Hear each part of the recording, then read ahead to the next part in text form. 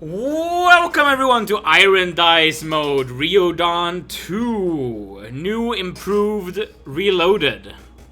How are you feeling? Yeah.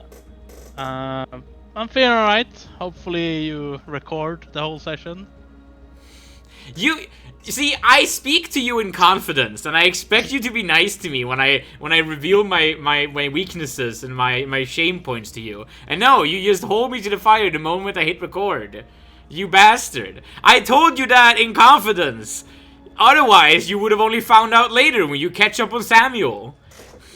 Yeah, like the world needed to know, okay? The world has known for a week. Samuel's fucked up episode has been out for a week. Yeah, but the world also needed to know that you're not getting away with it. I like that I say that the world has known, as if that video has anything but one view, which is Timmy, watching his own campaign. Anyway, welcome everyone to Riodon. Riodon, I know that you're playing a druid, and level 1 to 4 on a druid is a little bit slow, so why don't we try our best to have you give a really good recap of last session for as much XP as you can inspire me to give you. Alright, well, Riodon's journey started with essentially a meeting with the whole druid society, or at least the one who lives around Lake Gladys, where they were kind of trying to figure out what to do with some outsider religious people that have come and settled near the lake. Riodon just kind of expressed the opinion that we should just kill them instead of being all hippie about it, and people didn't like that, which ended up with him being banished.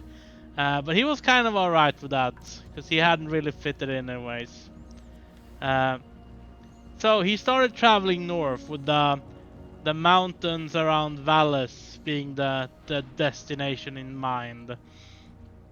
On the way there, he found some kind of entity that kind of mind controlled it. That was like, it was poisoning the water, kind of, and it also like kind of mind controlled his hands to like start giving it hearts as sacrifices, and he would get powers in return. But Riodon wasn't a big fan of that, so it kind of just pissed him off very much, and he made a new goal that when he is stronger, if we ever get to that point, he's gonna come and try to hurt this thing, whatever it was. Other than that, we kind of hunted a lot. We did a lot of hunting. How did the hunting go? Yeah, we ate beaver. That's what we ate. We found our weight class. Yeah, we tried killing other things too, but nothing else succeeded. Only beaver. Which was alright, but not the tastiest meal. And then we basically fast forwarded a few days, or like maybe a whole week. I don't exactly remember. Until we got to the point where he is out of the forest and now is like around here somewhere. And yeah, that's about it. That is about it. So you're at the foothills of the mountains south of Cagium that stretch out mostly to the east of Cagium. And what are Riodon's goals here, as you can take a solid 75 experience and add it to your character? So Riodon mostly he kind of wants to has a long-term goal that he kind of just wants to destroy civilization, right? Yeah, fuck those guys. Yeah, and Cagium is like the big target, long-term target right now. Yeah. So what he wants to do right now is kind of contact the mountain tribes that he's had a little bit of contact with before, and essentially try to amass a bit of an army Maybe start loose with like start a bit light, trying to build up forces, raiding, making some smaller raids and stuff, and then eventually, hopefully, like destroy Valles, and then go for Cagium in the very end. Yeah. So that's essentially it. He wants to do a bit of a master plan, build an army, trust nobody. Yeah. So, when you're going to build an army while trusting nobody, how are you going to get them to trust you? So, the plan right now is kind of just to like see. At first, just try to see if there's any, anything to, any emotional strings to pull on, right? So like, are there any ways to rile them up? Riodon is not like necessarily trying to become, Lord Commander in Chief. He mostly just wants to spur these guys to action. Right.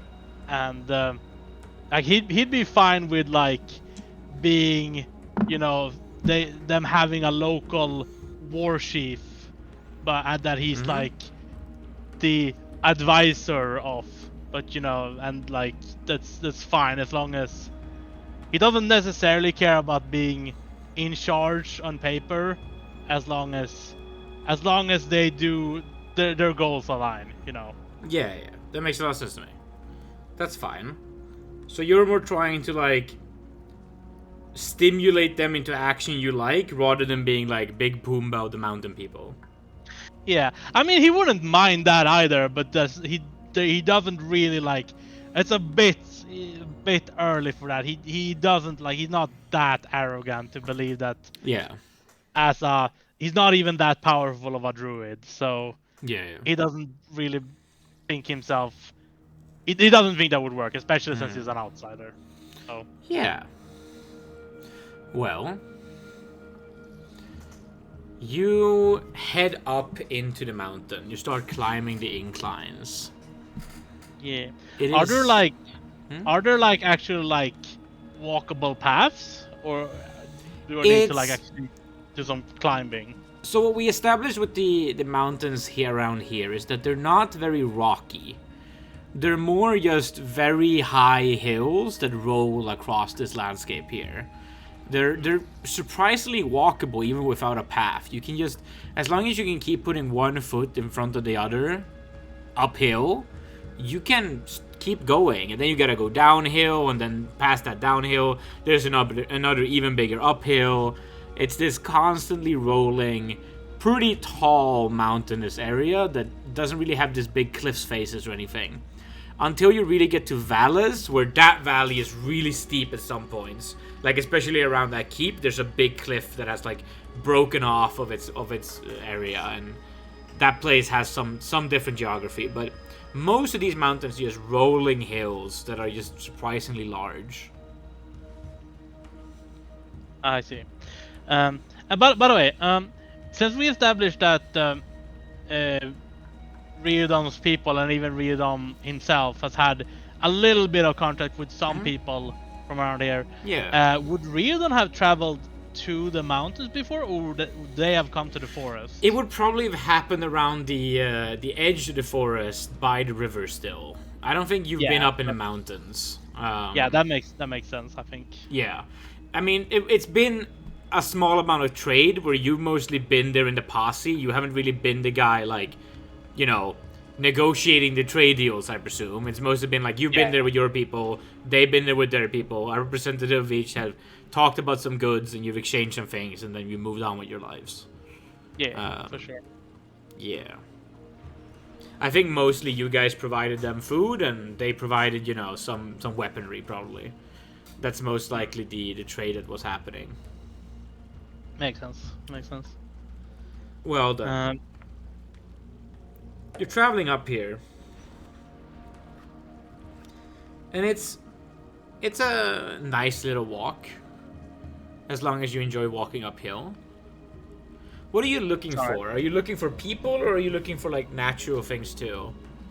I'm mainly looking for people right now. Kind of just, before I can actually like, try to win hearts and minds, I need to understand these people first better, Yeah. right? And I need to know what's going on in the mountain, if there's any recent events or whatever Yeah. that are like anything in the news cycle, more or less. That makes sense.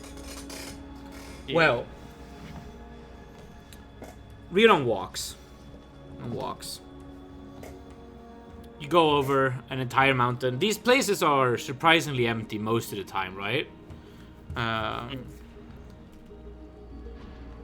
There might be a moment when you see something in the sky, like a griffin flying over, and you take cover by some rocks or something, but it doesn't go after you. You don't have a horse. You're probably fine. But it's a little bit of a scare. That seems to be one of the primary hunters of this area, or the large flying creatures. Apex predators. Yeah, the apex predators here are griffins flying overhead like giant eagles. And again, common sense dictates that griffins are not a big threat to anyone who doesn't have a horse. But if you got a horse, oh boy, griffins will risk a lot to get that horse meat. They love that shit. So anywhere where there are griffins, beware if you travel with horses. Yeah. You go a bit further. And eventually, you come across a little bit of a situation. To determine how close you get to this, why don't you give me a surprise check? Where if you're surprised, that's just a D10. Oh, D10, okay. Yeah, 1, 2, 3 is bad. Unless you have a surprise modifier from perception. Do I have a surprise modifier? Yes, I do. 1. Okay, so that's a 5 then, effectively. Or rather, I guess only 1 and 2 are bad is a better way to measure it. Yeah. Same shit. Because I have 16 perception. It's my best stat. That is a very high perception. So you're not particularly surprised. So you walk around, and I think the way you spot this is that you come over the crest of a pretty big hill. And you're like a small little guy, right? Like, sure, you're big for a human, but like a human is not particularly big. So you can easily be unspotted in this situation. I guess if we're talking about like, am I encountering giants or something? You roll over this hill, and you see some of these mountain people you're looking for. And they seem to be having a bit of a situation. It's a group of about 6 of them. There are 2 kids and 4 adults in this small family group.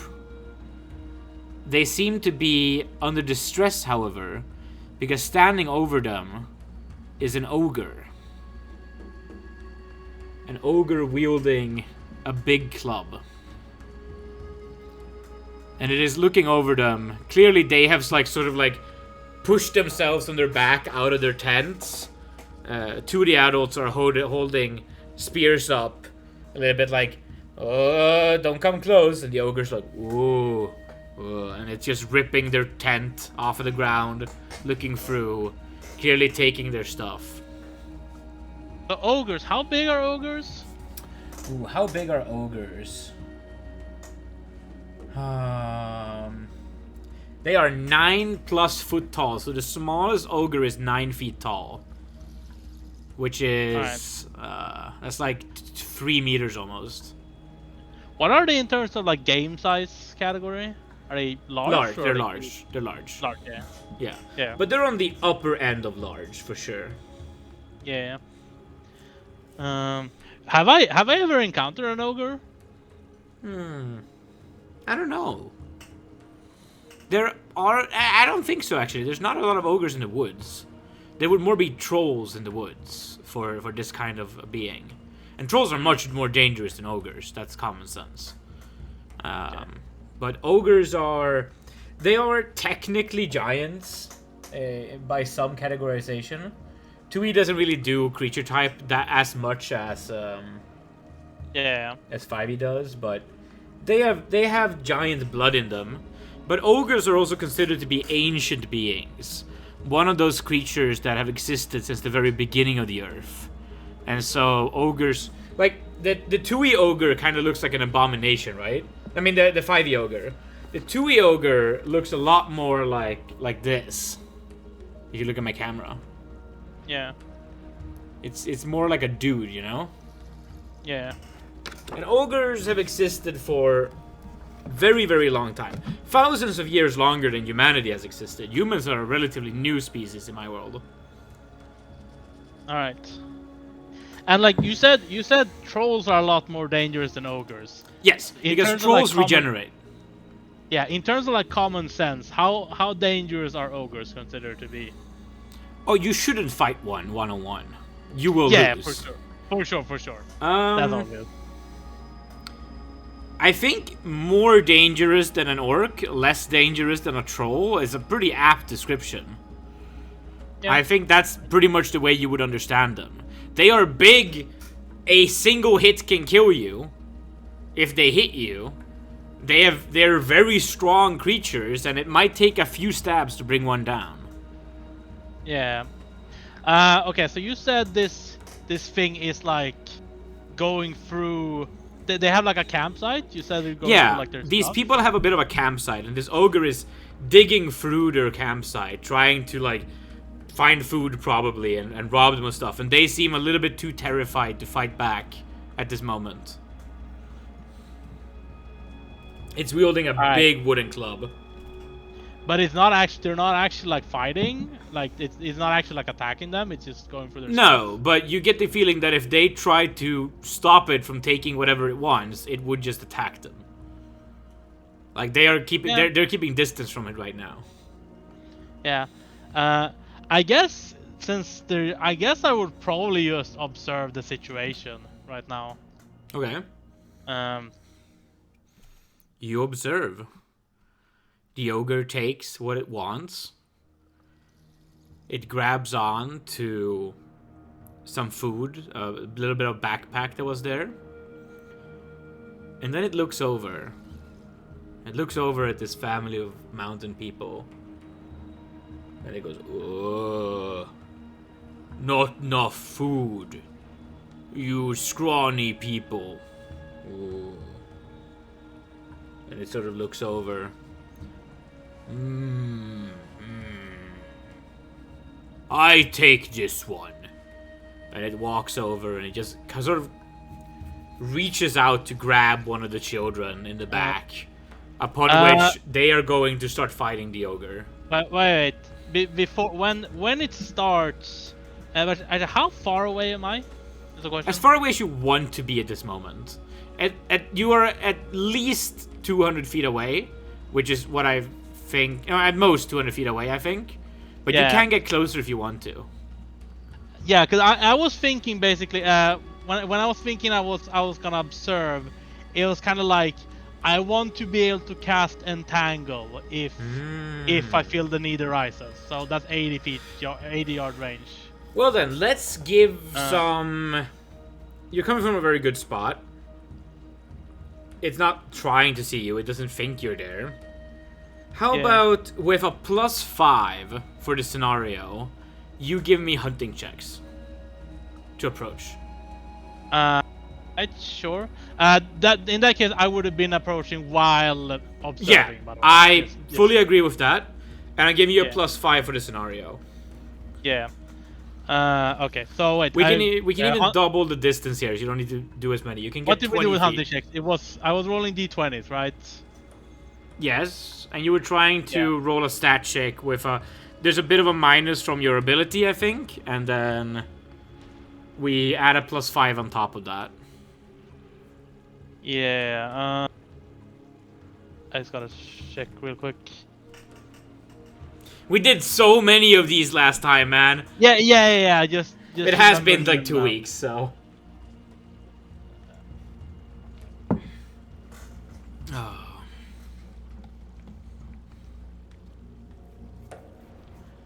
Alright.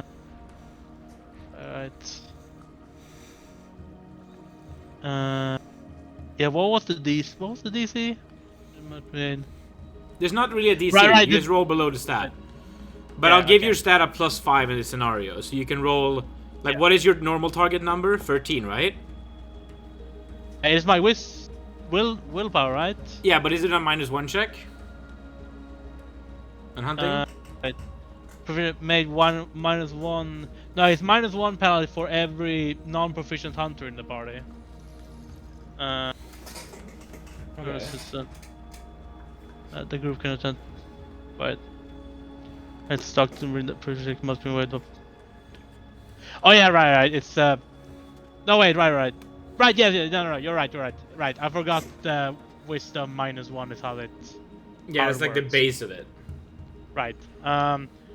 Okay, so my wisdom is essentially 19, right? For this. So it's 13 plus 5, so 18. Yeah. I rolled 8. Right. Yeah, Low so- is good. Low is good, so try to roll 18 or lower. And that's fine. Yeah, I rolled 8. Yeah, great.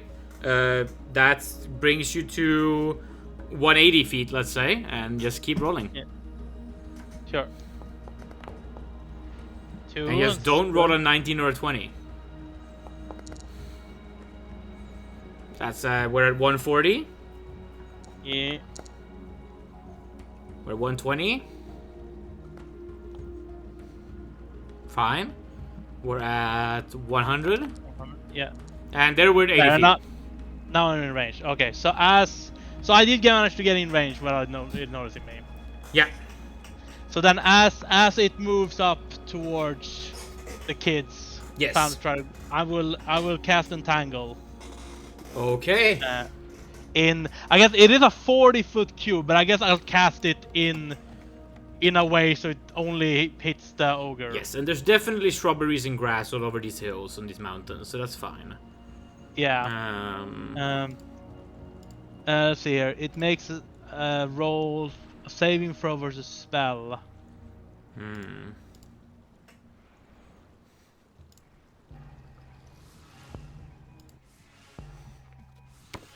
It was a saving throw against spell, you say? Yeah. Where are my saving throws? I don't know the saving throws by heart.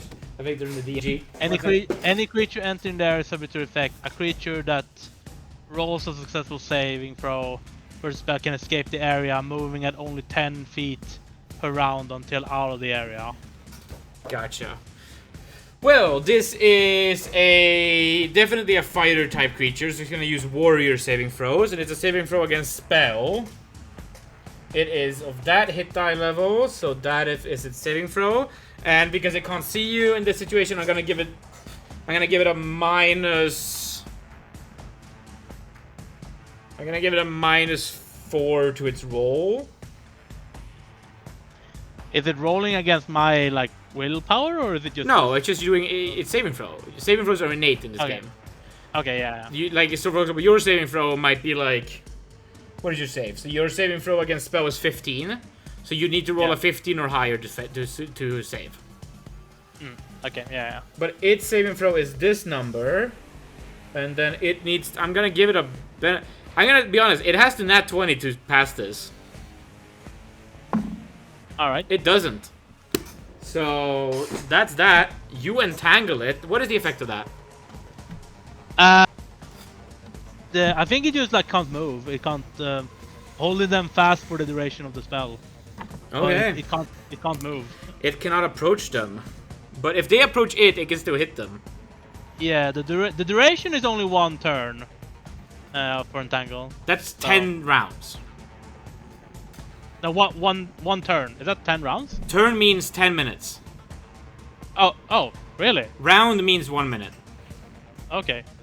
We went over this long what? ago, but yes. Did we? You remember when I talk about slowing down to turn speed in 2nd edition? You slow down to 10-minute turns. And if you slow down to combat speed, it's slowing down to 1-minute rounds. Okay, well, okay, it lasts for 10 minutes. Okay, so- cool. Does he get a resave? I don't think so. It doesn't say. I don't think so. Let's see. Just gonna double check.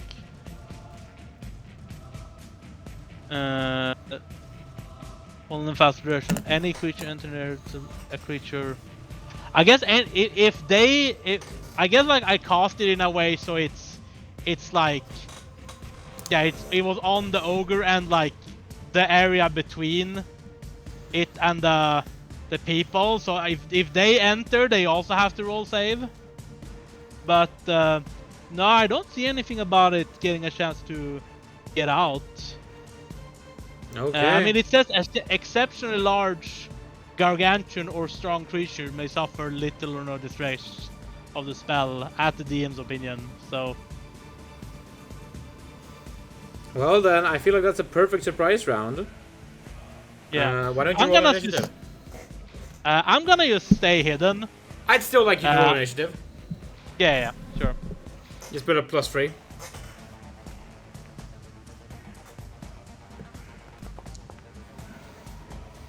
Cool. Yeah, I'm planning on just staying hidden, and if I'm just gonna let them do whatever they want to do. If they wanna still try to fight this thing and die, then that's up to that's their decision. Cool. Well, thank you, Pokemon game, for giving me a notification. I'm really not thinking about you right now. Pokemon game? Yeah, the trading card game. Oh, okay. Opening packs. I'm a slave to the pack opening.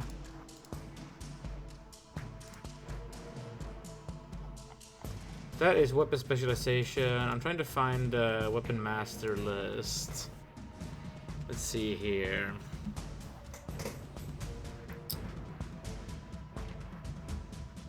There, that's on page 128. There we go. I'm trying to find a weapon speed here. 1 second.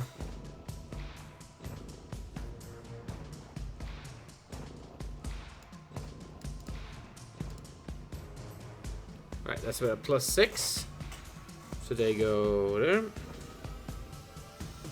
And then that weapon is also with a +6. So that's oh, why am I rolling this? I need a initiative die.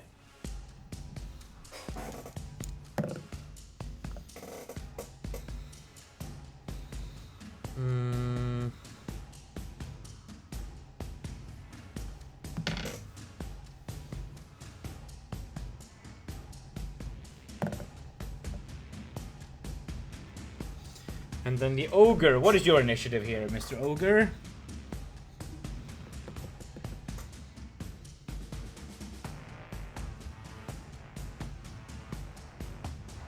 Oh God.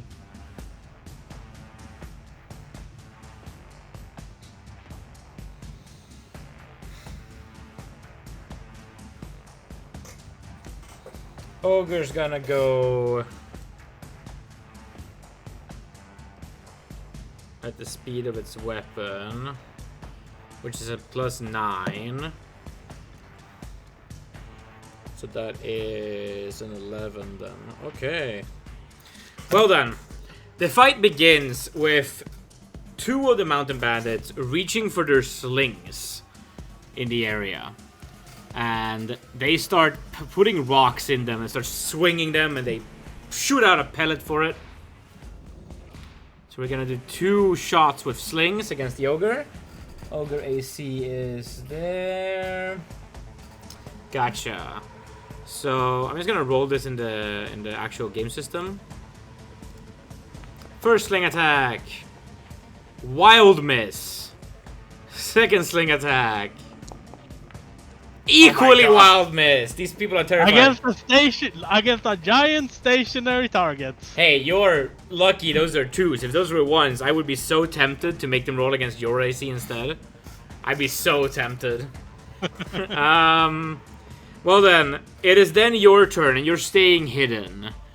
Yeah, I'm basically just planning on doing nothing this entire fight unless like it becomes time to run away. Right. As per usual then. Yeah, I mean in this case, I don't really care about saving these people in terms of like them, you know. Yeah. I'm saving them to like, you know, because they're the first contacts I've made. But like if they choose to die, that's their problem. That's their problem. Attaboy, man. Attaboy. So, yeah. The other... No, wait. Then it's the ogre's turn. The ogre struggles a bit. It drops its very poor comment and starts yelling out in the ogre language. Da Freupe Deupe. I don't know. It sounds a bit like Swedish, I imagine. I imagine that ogre sounds a lot like the Swedish chef version of Swedish.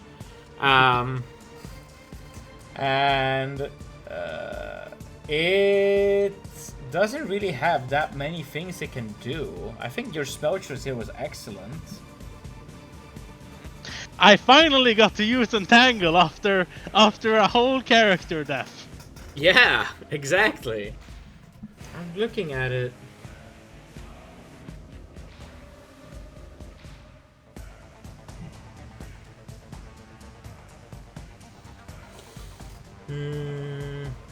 I think the ogre is going to try to make an unproficient attack with like a rock, but let's roll like a d4 for how many rocks it even has near it. 2. So it only can do this twice. It picks up a rock. It tries to sling it at one of the mountain bandits. So that's gonna be... You said it were 4 adults and 2 kids? Yes. Right? Exactly. Yeah. I think that the ogre is gonna... It normally has a +6 to hit. So with a rock, it doesn't get its strength +2. And I think it then has +4 from level. But I think its dex is really low, I'm gonna say. So I'm actually gonna give it a -1. It's probably like a +3 to hit with a rock. That seems adequate. Natural 1. This day doesn't begin too well, David, for me. I mean, my NPCs and my monsters are doing equally poorly. Dude, as I said, the key to combat is to not have to roll attack rolls for myself. Well, after that is the turn for 2 of them who are taking out spears, and they throw their spears at this ogre from range, noticing that it cannot move. So, with +2 to hit... That's a hit! One of them sinks a spear into this ogre that I now have to actually roll HP dice for.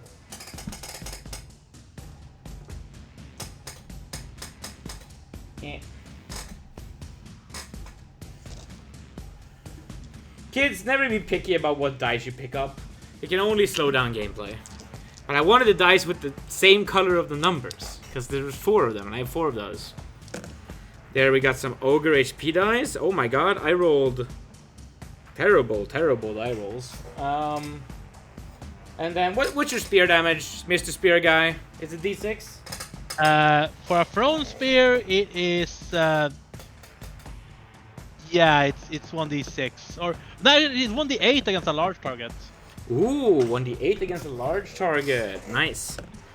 So that's still 1 damage, but they have specialized. They have +2 from specialization. No, yeah, they do. They have +2 from specialization. So that's 3 damage. So I'll change this die to a 3.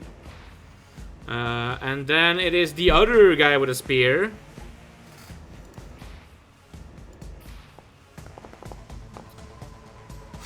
Dude. I don't know what is with me today, man. I've hit. Look, at least I've hit an attack roll. That took you 3 characters to accomplish. Okay, that's. No. Two. I hit with Lucius and in the very end. Yeah, but look where that brought you. That was effectively your 3rd character at that point. That was close enough. Well then, Ogre. I already rolled initiative for next round, so it becomes Sling Guy again. Just gonna note down which ones of these are Sling Guys. It's these 2. The Sling Guys. I'm just gonna do it like this. I think that's probably best. Should I still roll initiative? Nah, you're not doing anything anyway at this point. Yeah. I wanted it for the first turn because I wanted you to give you an opportunity to change your mind, but... Okay, so there's a 13 that's a miss and a 16 that's a hit. The sling does how much damage? Sling is stone. D4 damage, no matter what. Okay, it's a solid shot to the head, taking out 2 entire hit die of this ogre, because 2 of them were 1s, and that was 2 damage. There we go. The other guy is there. So it's the ogre's turn. The ogre picks up its other rock and slings it at one of the guys. For a 16 to hit that absolutely hits. Now, how much damage do I think rock does here? Throwing a rock, you should absolutely get bonus damage from strength, I feel. I think that makes sense. Yeah. Makes sense. And it can pick up, yeah, rock. So according to D&D, rocks are D3 damage, but it gets +2 damage from strength. So it's D3 +2 /R 1d3 +2. There we go, 4 damage. Let's give this mountain bandit a hit die roll. 1 HP! He's so dying, dude. Rip. He's down and out. As I continue my single player game. And I will roll some initiatives again. No, wait, there's 2 more attacks. I might help that guy out if they kill the ogre before he dies. But yeah. Otherwise, if he dies... 2 of them threw their spears. They can't really go pick the spears up without getting into melee range with this guy. Well, the one that missed, I guess he would still have to enter the area. Yeah, the spear is still not going too far there, I think. It's definitely a risk. I think that he's just also throwing rock, just non-proficiently. And that is not a hit. So, we go further initiative. I'm just gonna roll this. Okay, ogre definitely goes by the way, what about what are the kids doing? Have they ran away? They are like hiding, like at this point 100 feet away from the fight. They are pretty far gone. You can go kidnap them if you want. Nah. Maybe later. The ogre rolled such a high initiative that none of them can fail to beat him. So they're all gonna go. The 2 sling people once again charging up their slings for a shot each. Wait, who went down? Was it one of the spear people? Yes, one of the spear people. Okay. The guy who had already hit, the only guy who hit a spear throw went down. Okay. So that is 2 11s, which are neither of them are hits. Is entangled concentration? There's no concentration in 2nd edition. Oh, there isn't? Okay. No, concentration in 2nd edition is the thing where if you get attacked on the turn where you're casting the spell, you don't cast the spell. But once the spell is in effect, there's no concentration. Unless you're unconscious, then it's different. But well, that's a miss. The reason we're still doing this is because I'm counting entangle duration here. How long can he tank slingshots? That's pretty much it. So the ogre has run out of rocks. It had 2 rocks. It ran out. So I'm just gonna do 7 more turns of the sling guys tossing slings at him. Because I think he's gonna struggle. I rolled an intelligence check to see if he would throw his club. And the result I got indicated he would not throw his club. So he is gonna tank 7 turns of slings. So let's see here. That is a hit and a miss. So let's roll some damage. Are you rolling? Why are you rolling 2d20 rolls, by the way? There are 2 guys with slings. So I'm counting each d20 as a single attack. So there was a 15 and a 2. The 15 is a hit and the 2 is a miss. Yeah, okay. It's not like an advantage roll. I'm just rolling 2 dice. Yeah, okay. Let's go for another round. That was the 4th round of them attacking the ogre. What is the ogre's AC? May I ask? 15 at this point. It's been pretty obvious, I think. So one of them hits? Yep. Sure. Yeah. That is another hit for 3 damage. This ogre looks real bad at this point. He looks like he's just taking... Like, slings hurt, man.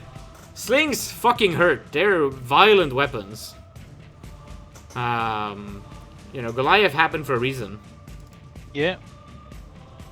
So that was, of course, the 5th turn. It was me who slayed Goliath. No. You were not that cool. Those are 2 misses. That was the 6th turn.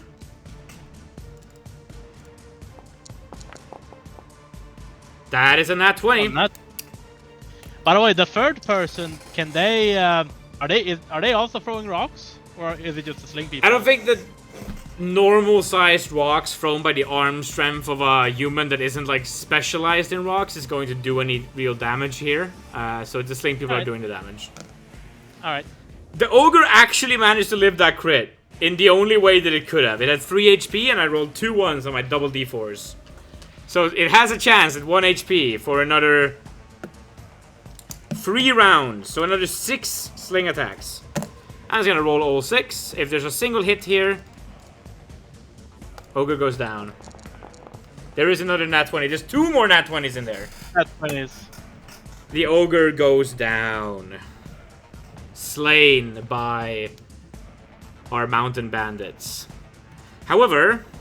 On which turn? Because like there's a person dying, right? Are they, exactly. Are they I'm just calculating that now, because you said you wouldn't act until. So that they slay the ogre on turn 8. That's the kill. So 1, 2, 3, 4, 5, 6, 7, 8. Nope, on turn 9. I counted it out. It's the 9th turn of combat. They slay the ogre. I assume the person is dead at that point, right? Yes, they were -3. So with they were -3 and turn 2. So plus 7. They're exactly dead. Yeah. They exactly bled out by the time you got there. Yeah. Well done. I haven't actually gotten there yet, but when I see the ogre dying, yeah, I'm gonna step out of hiding and approach them. You step out of hiding. They are over their friend, trying to resuscitate him, but failing.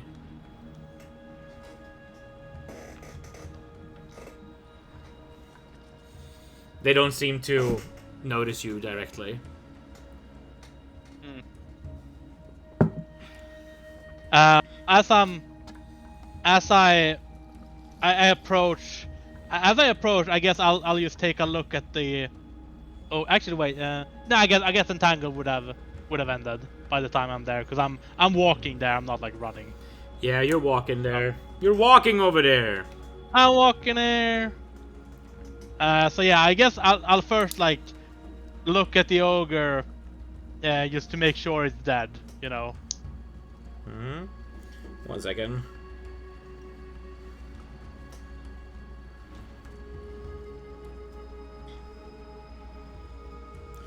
You look at the ogre. The ogre is bleeding out at this moment, but is in the process of dying unless you heal it. It is unconscious and dying quickly. I'm not healing. I'm not healing it. Yeah.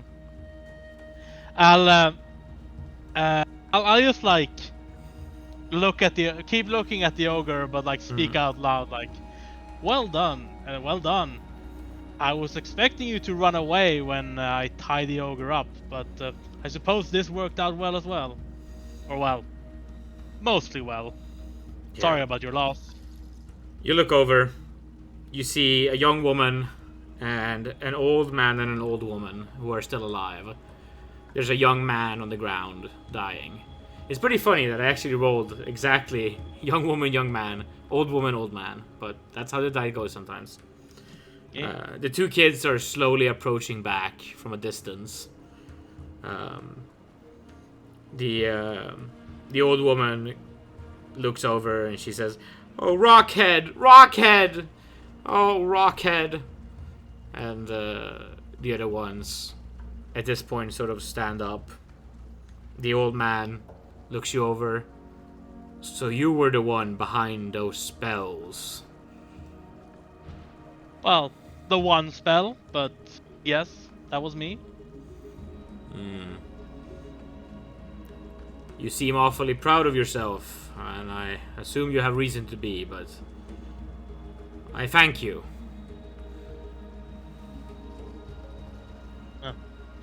Well, pride, I suppose.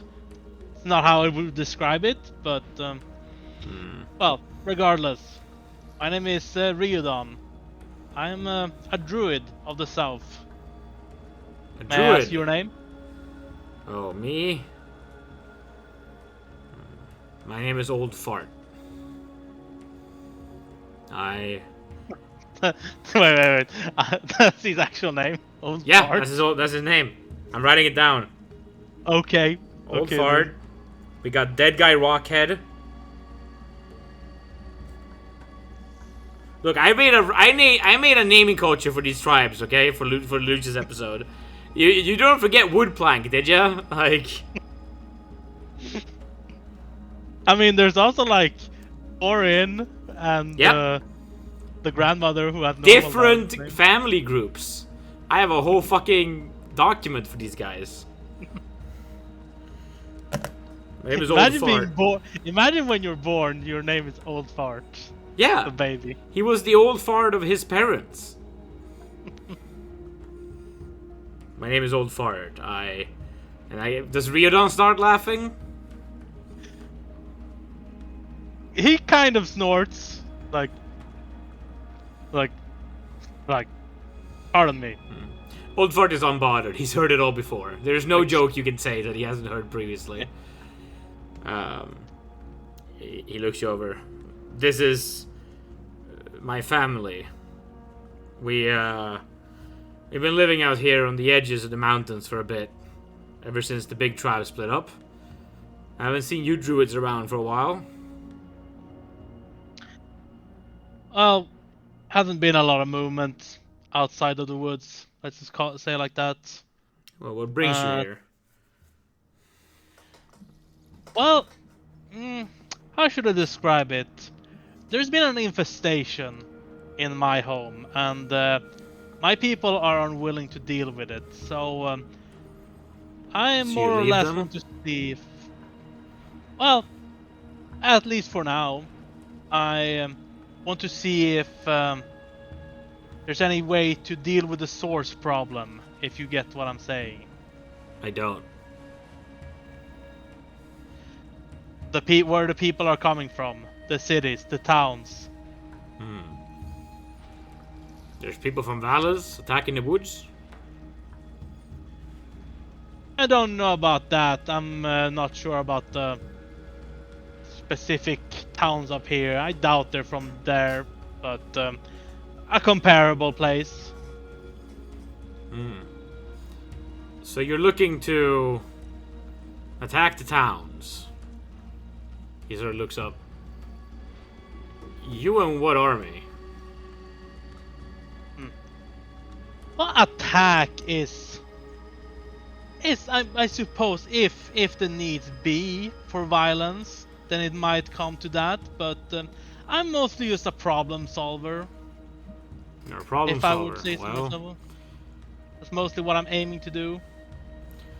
I do notice as much. With your capabilities, if we could lock down these ogres, they wouldn't cause as much trouble up here.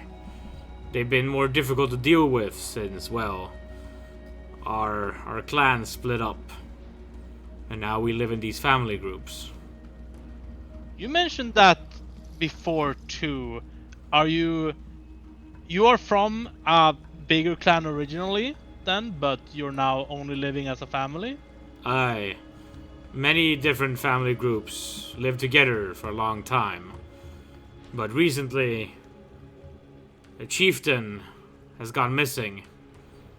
A new chieftain has, well, not been inspiring the loyalty of the families. The clan is no more.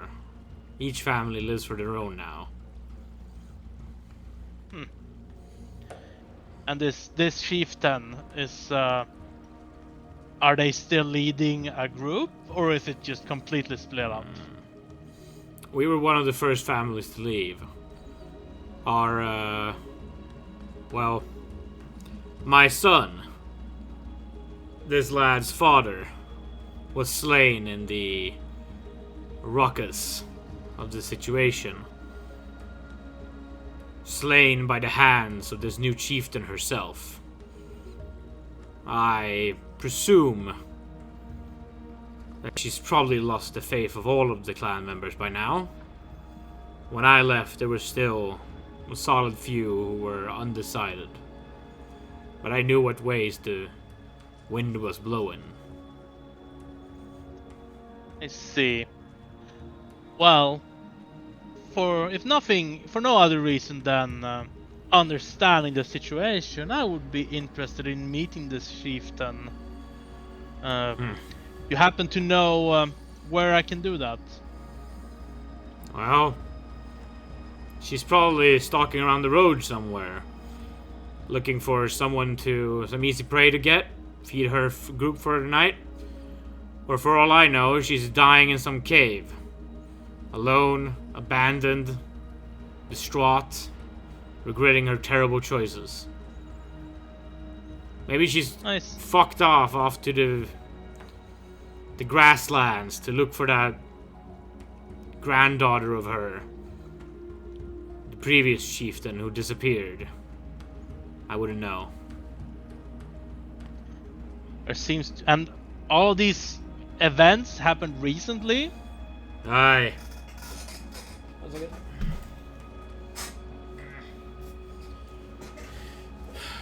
'Twas but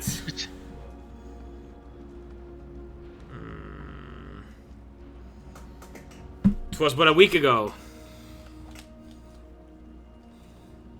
I see. Then I suppose it's been an eventful while. Well, it was an eventful couple of weeks leading up to it. We almost had Valus. And then... You mentioned this before, correct? That is a settlement nearby, correct? Aye, it's the main city here in the mountains. Well, it's between the mountains. It's sort of an outpost, military outpost between the capital and its eastern settlements. Well, the eastern settlements. I believe once upon a time it was a defensive outpost to hold off Ignalia from attacking. Big town, far away. You druids wouldn't know. I would not, no. Travelers still pass through Valus. It's a choke point. It's a great place to be a bandit. And you said you almost had it, as in you almost took it over? We were gonna storm that keep in the morning. Then everything fell apart.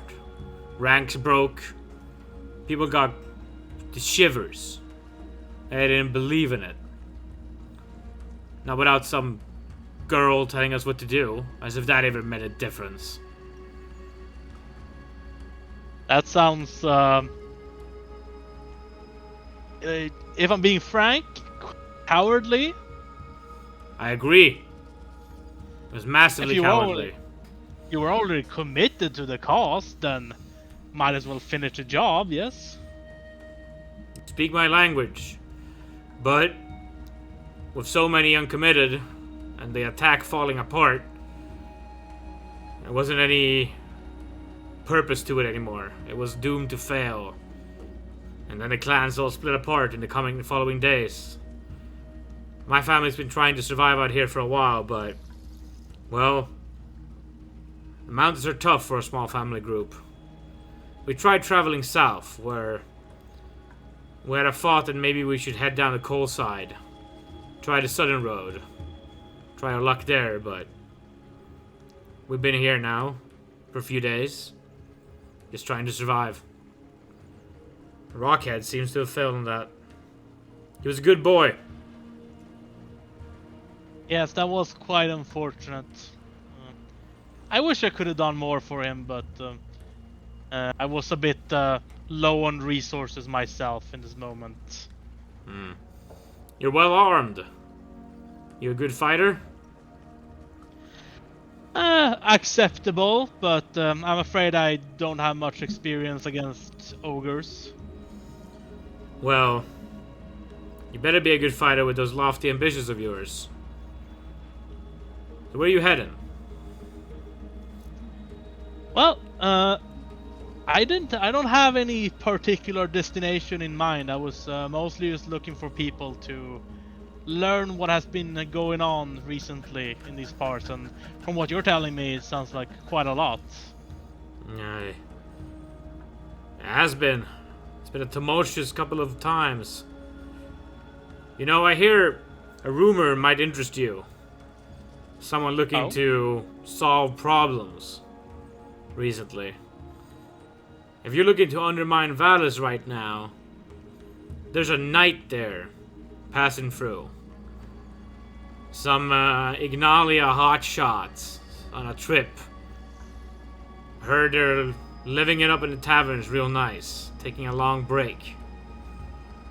If you're looking to step into the man of society, I don't think one guy like you can fell the most defended fortress in all the lands up in Valus, but you might be able to catch yourself a knight. Stomp out some authority. I'll consider it. It does sound intriguing. I'm not too sure on the importance of this role title, but it sounds like someone important. Yes. A knight. Oh, you might say so. They're sworn sword leaders to the nobles. The shit stains to take all the money and build big castles. See, well, that those existence of these people does sound like a problem indeed that needs to be solved. Well, I don't know too much about this. I've only heard the rumors. Apparently, this knight was escorting some captured convict and came into Valus with a whole bunch of money and has been living it up large for a while. A few days at least. I see. Well, I thank you for this information. And you said you were heading south? Aye. The road between Kagim and Valus is unsustainable with the different tribes and families split apart. If I have to be watching my back for other bandits, I can't easily go attack some caravan, attack some nobles that are defended. So we're heading out, trying to attack and live around the road that heads south, on the other side of the river. I see. Well, good luck with that then, and if you ever feel like taking over Valus another shot, give me a call. How do you mean? Well, I don't really. I mean, find me. Is what I mean. I'll scream real loudly. Maybe you're close. Yeah, do that. Yes. Out of character, when I said give me a call, I didn't mean like call as in telephone. Just more like, contact me in some way. Yeah, I know. But, yeah, it was modern lingo that was generally used in our world, but it can't be used as generally in this world, I presume. Yeah, it was a weird choice of words. Yeah. Probably. Well, the family units start burying their dead. The women have started gathering rocks that they start piling over Rockhead. And he died as he lived. A rock. True. He took a rock to the head. It was poetic in the end. That is true. Yep. Do you stay around, partake in their ritual, or do you just start walking away? I move on. You move on. Yeah. I think the what I kind of want to do is find this new chief to at least like as I said, like basically try to understand like why did they not manage to like keep the group together, or like could they potentially reunite them again, because like as I said, like I don't actually know the culture very well, so I don't think on my own I doubt I'm gonna be able to reunite these people again. I would need someone that they can like rally around. Yeah. And why couldn't that be Old Fart? I mean, it sounded to like he wasn't like since he said he was heading out, like didn't sound like he was particularly interested in being around in general. Yeah. Like, I'm didn't just sound very taking ambitious. stock of who Riodon is. He's not the guy looking to convince people. He's looking to join people who are already aligned with him, it seems like. I suppose, kind of. I mean, at least in this case, it's like, again, like kind of. Again, he might have tried to convince this guy, but again, like it's kind of like, as I said, like he doesn't know the situation well enough right now to like, because again, like some random person showing up and saying, "I'm gonna storm Valeth, join me." It's like it sounds kind of stupid. Yep. It's great. He's a rational psychopath. I love it. Yeah. Just a second.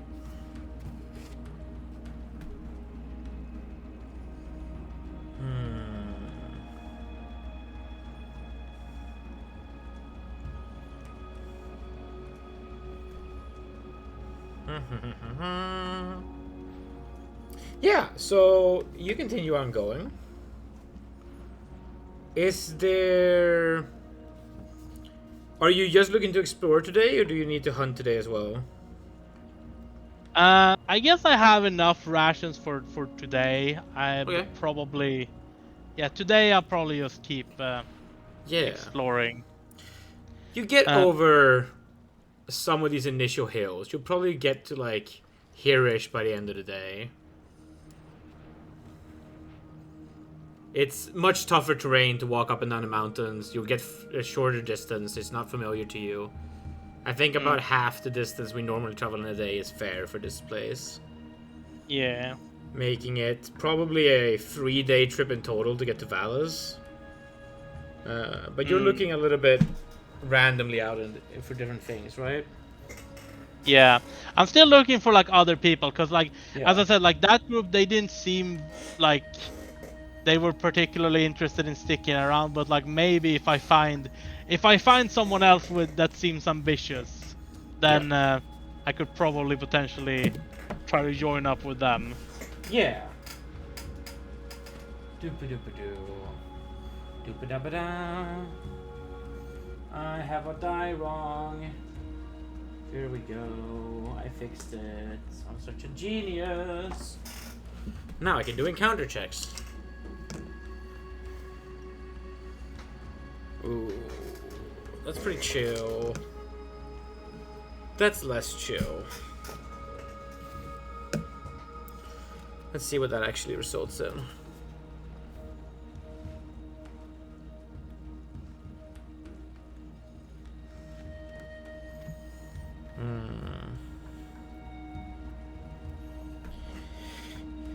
You travel around, and just as it's getting dark,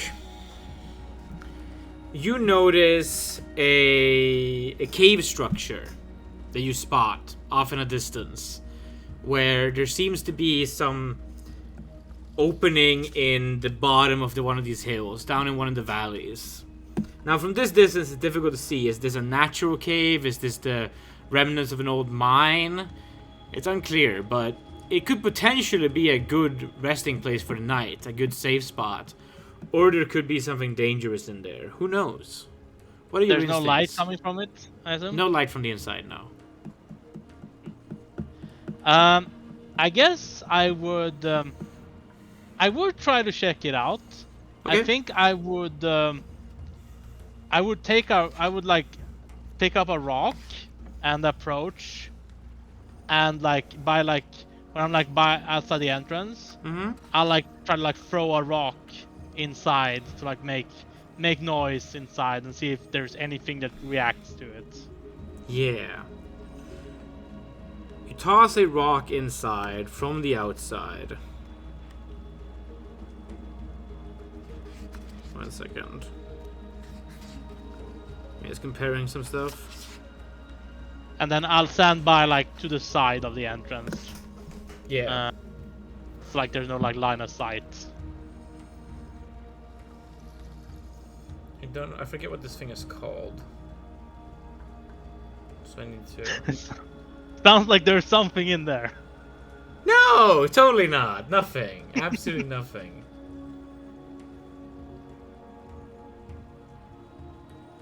Whatever could you possibly mean?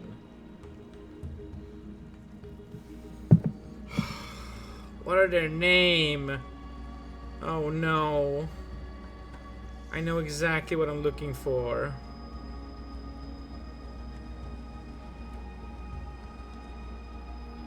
Okay, I'm just gonna Google it.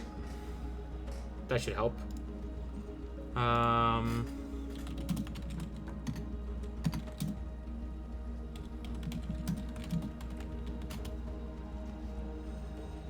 Right, that's his name.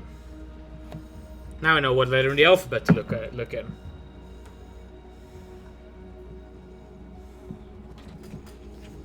There we go. That's my buddy. Yeah. There is no response from inside. Nothing reacts to your rock throw. But what you do notice, peering inside, is that this cave is definitely an old mine. This thing goes deeper and deeper and deeper, and it's just has this big opening when you get further inside. That is obviously spotted from, honestly, just this almost slight bit of light that doesn't shine out all the way out, but when you peek inside, you see these spots of green and blue here and there, far in the distance. In the distance, inside the cave. Yeah, inside of the when it opens up a bit further in, there's these areas of light, colored light. In that case, I probably won't try to sleep in here just because it's like it's kind of exposed, right? There's no like wall to have your back against. Yeah, that's wise. Yeah, so it doesn't, and yeah, literally anything could be in there if it goes that deep. Yeah, for sure. Yeah, so I think for nightly accommodations, I'm probably gonna just try to do what I did in the forest. And are there trees on in these hills? Like, are there if they're actually There's forest? not really a lot of trees here. It's a lot of shrubbery, a lot of grasses, a lot of yellow grasses. A few bushes here and there, but it's more so the bush than it is the forest over here. I guess then for nightly accommodations, I will try to find some kind of vegetation to more or less like hide in if possible or under. And try to just try to sleep hiddenly, I guess. You try to sleep hiddenly. That's great. I love sleeping hiddenly. Roll me some... similar to what I did in the forest, just like probably harder. Yeah. You have local history, fishing, hunting, swimming. Give me a wisdom check for your general hut building. Very low too. That's good. I'm not really. Oh wait, right. You want low, right? He will never learn. I'm not really building any much. It's kind of like, as I said, this kind of.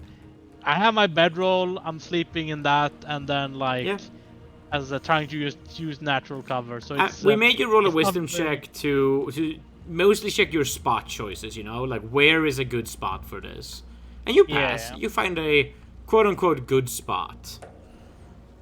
So do you build a fire? No, I just eat the rations I already have. Yeah, you eat the dry ones or the beaver you saved up. The beaver. The dried ones are are emergency because they last longer. Great. We eat some beaver.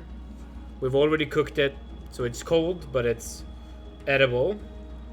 Yeah. And we sleep for the night.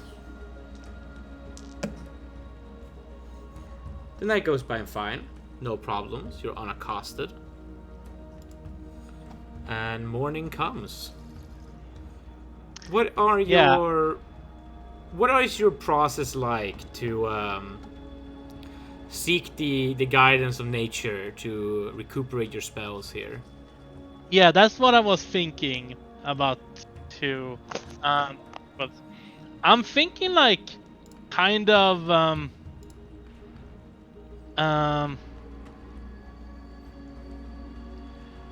I think maybe like it's like kind of part of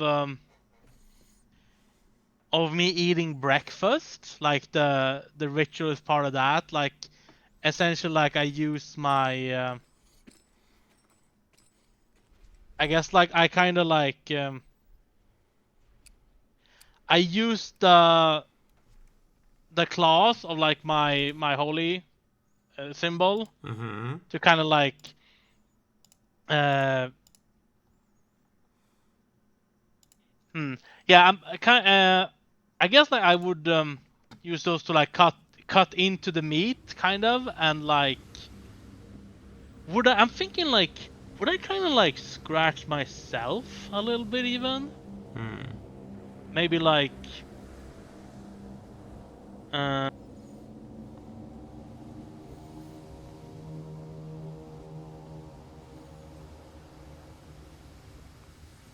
yeah, maybe like actually I would like use my holy symbol to like scratch my arm a little bit. So I guess my forearms would be pretty scarred at this point, or at least my the one I don't have my holy symbol on.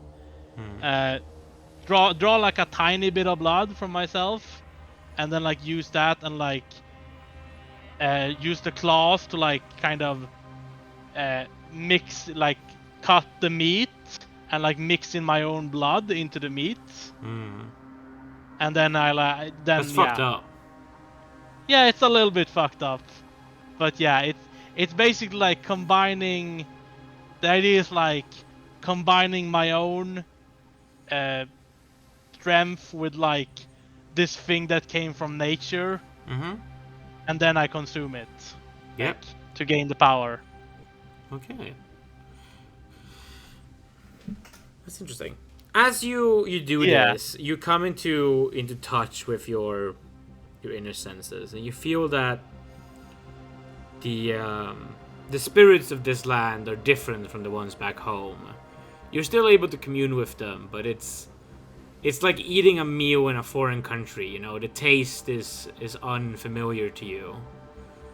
It feels a little bit nervous, perhaps, or maybe just uncomfortable, but it's still nature. Like, this is nature just like any other. And how do you feel about that? This biome change. I suppose it probably feels strange, but it's also kind of like it also kind of feels like a new, like something new, right? A new beginning, really. With like being banished. It was like it was really like, okay, now this is really like a big turning point in my life, which is like on a you know, like I guess like literal level. But this is like on a emotional level, it really feels different now. Yeah.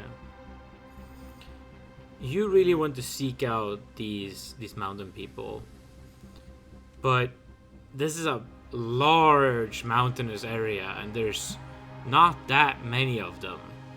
What are your plans to really get going on that goal, to actively make them more doable?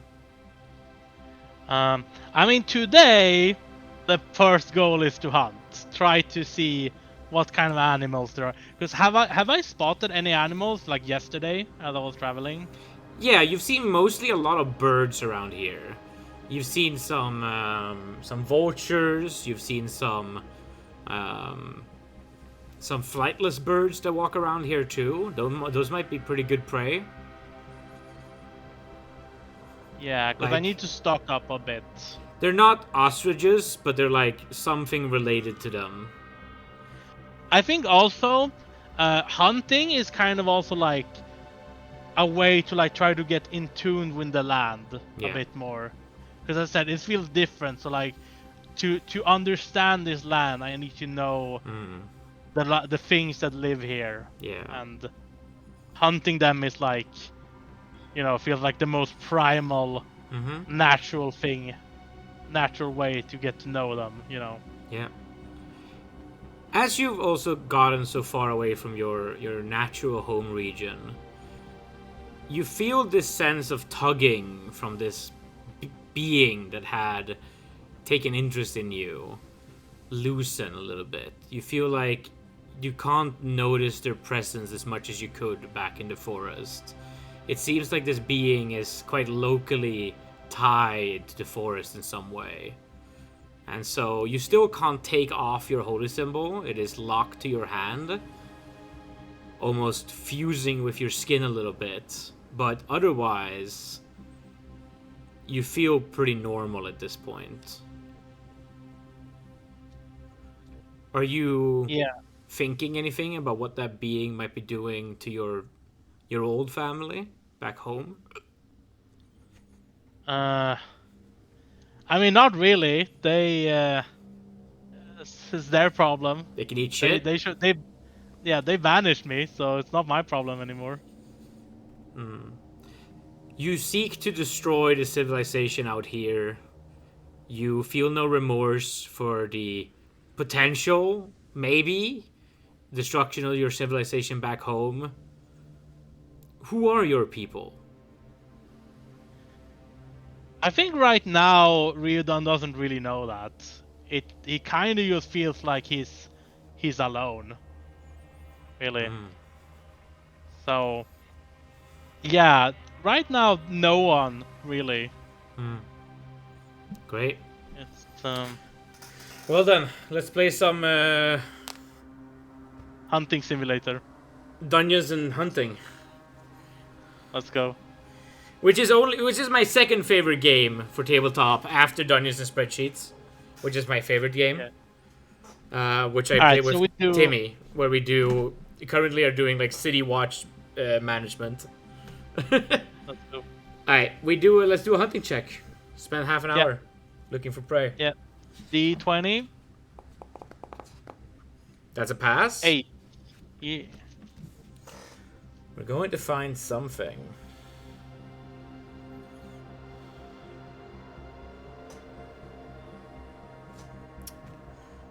Give me a D20 again. This is not a roll for that. This is just a different roll. 17. Yeah.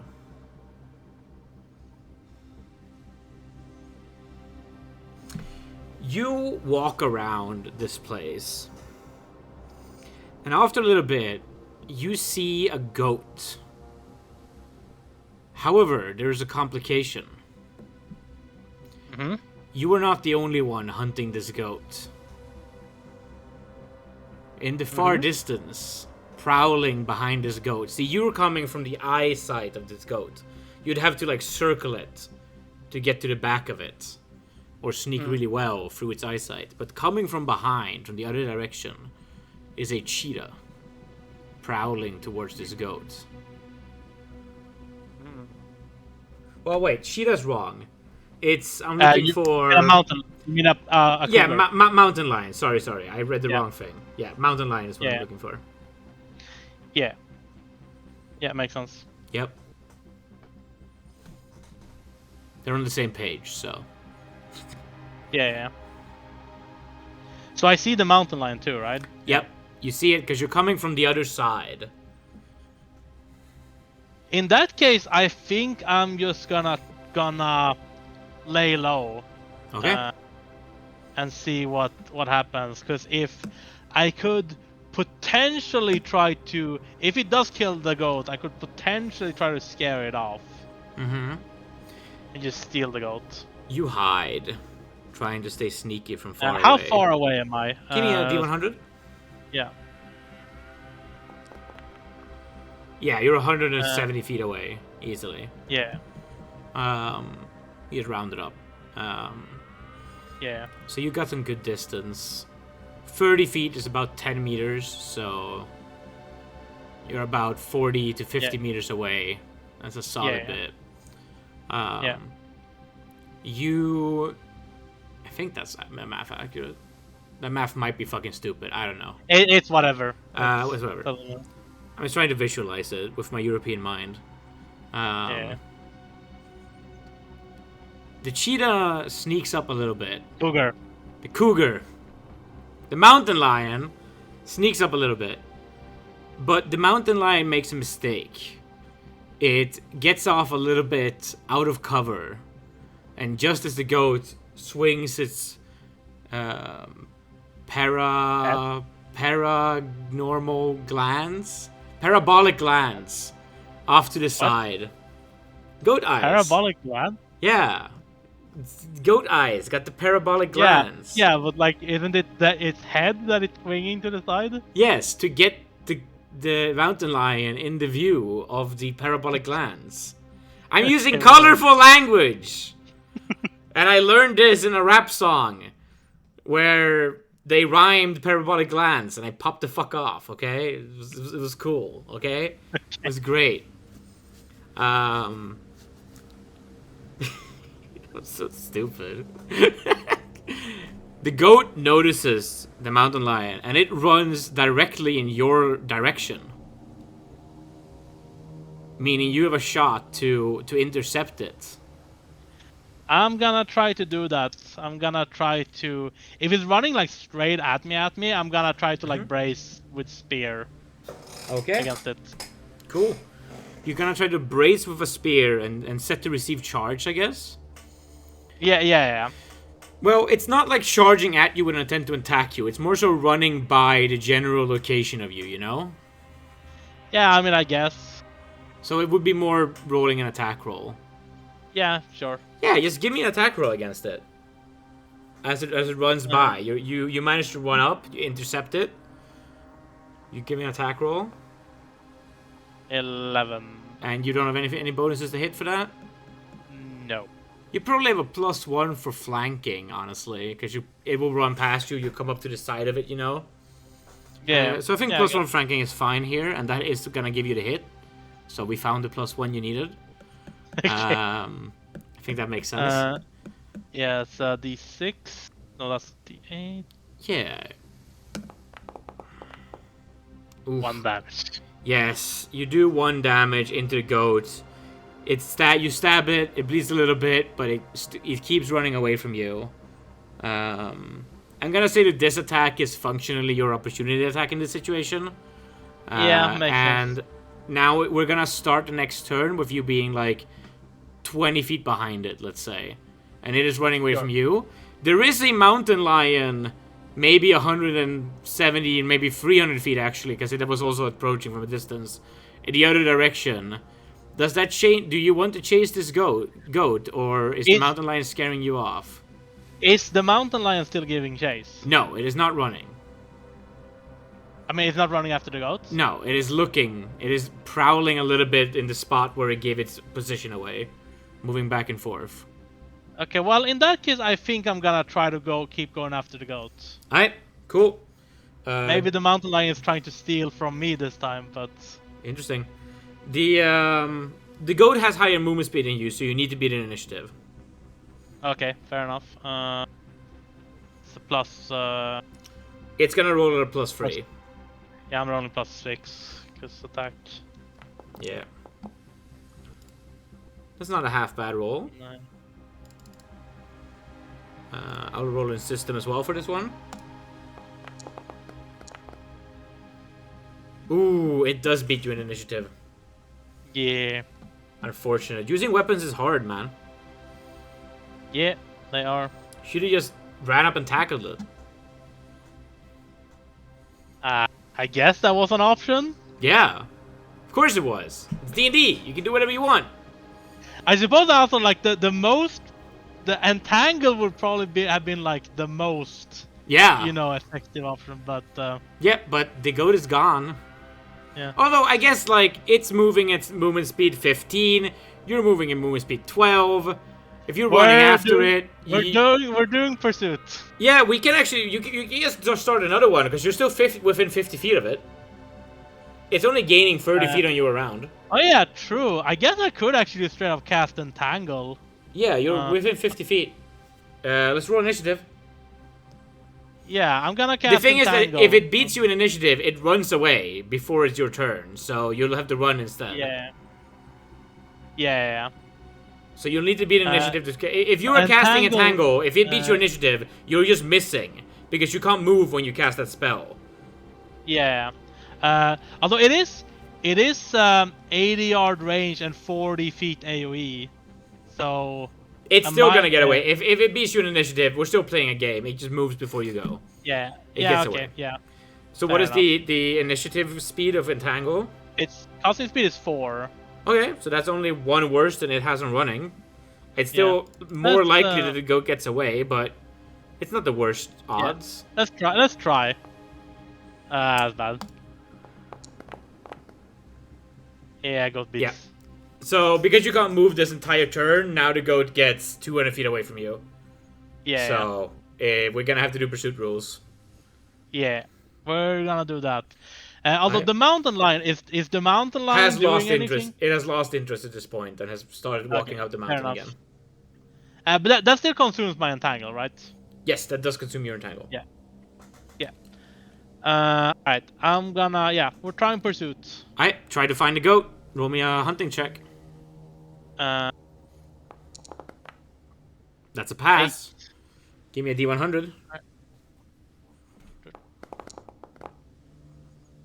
Nice. 76. So isn't that the same you rolled last time? No, I rolled like 67. Yeah, it's the opposite of what you rolled last time.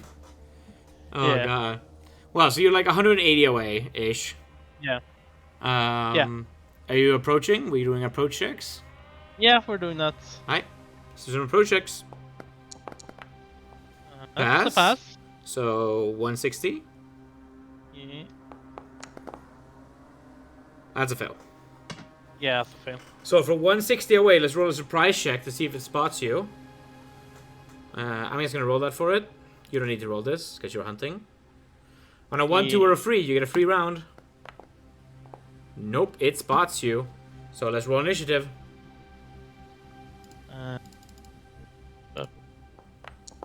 +3 because I'm gonna try to move closer to it. You're gonna try to move closer to it, and it's gonna run away. Yeah. Which means that if you run 120 up, and then it runs 150 away, it increases the distance by... You can only run up 160 if you can attack it, and then you can't roll this initiative. So is my movement is 120? Is that how much I can move in one round? Yes, you have 12 movement speed. 120 is your max move. If you're just running. Yeah. Yeah, I mean, I am just running, I guess. Yeah, and then it just runs away, so it gets further away from you. Yeah. So it is now 180 away. Yeah, I mean, it's gonna get away. It's gonna get away again. We're doing another pursuit? Sure, do another pursuit. As long as you keep finding it, you can keep hunting it. 8. You find it again. You try to sneak up on it, further away. Well, every single trying to find it check is half an hour, though, by the way. Just so you know. Yeah. I mean, but this is the first thing I'm doing in the morning, so I know. No, there's no problem there. Amount of time. We spent like 2 hours doing this now. I'm exactly 200 away. 200. Yeah. You're max away. Yeah. Of course, that was gonna happen before we roll a 1, you know. Yeah. Obviously. Yeah, obviously. Alright, trying to sneak closer. Fail instantly. Fail immediately. Well, does the goat get a surprise? I rolled the surprise check by hand. I rolled a 2, so it's surprised. So you get a free round. I guess we're just moving closer then. 120 movement. Yep. So you get 80 away. 80 away. Okay, then we roll initiative. Cool. You have to beat me in initiative eventually, right? Like. So 7. I can move. Can I move 60 and attack? Yes, you can move 60 and attack. And let's see, my throne is 2, 4, 6. 2 is that 20? Is that what that means, or is it literally 2? Throwing? Yeah, throwing spear. You mean in feet? Yeah, my throne stats are 2, 4, 6. Yeah, take them times 3 to get them in feet. Okay. Wait, times. Why is it? Is it yards? It's yards. Oh, okay. Okay, so it's 6 is my. Yeah.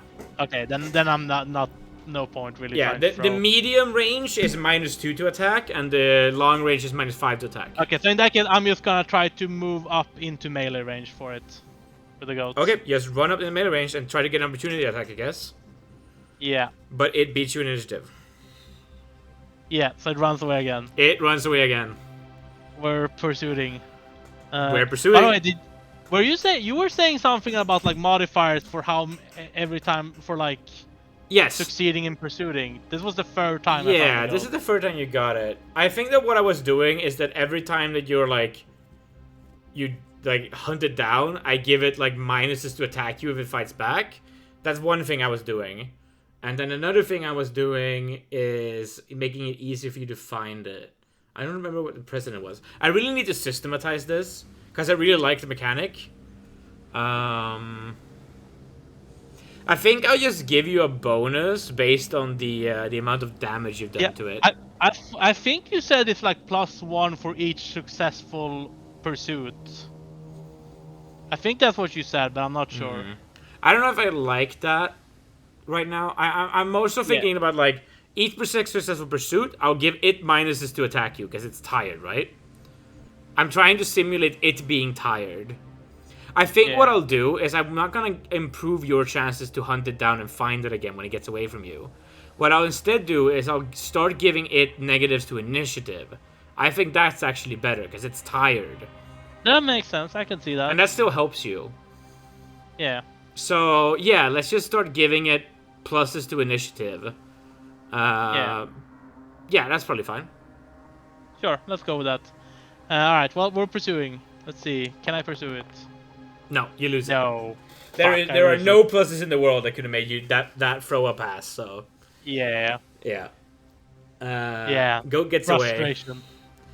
2.5 hours wasted.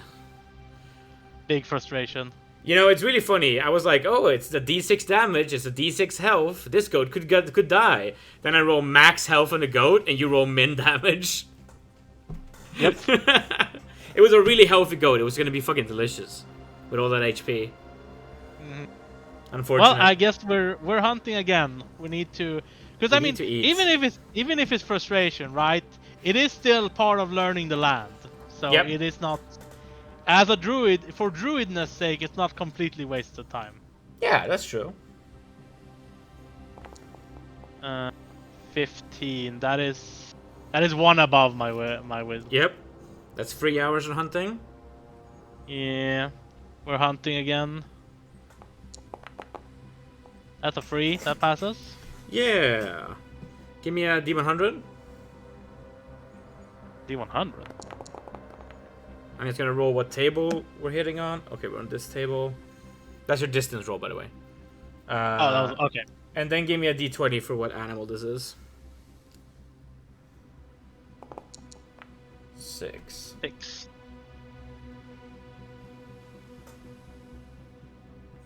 I only count animals I know what they are. I don't know what an eblis is, so it's not an eblis. I don't know what an emray is, so it's not an emray. So we go down one from there, and it says flightless. So we got a big old flightless bird.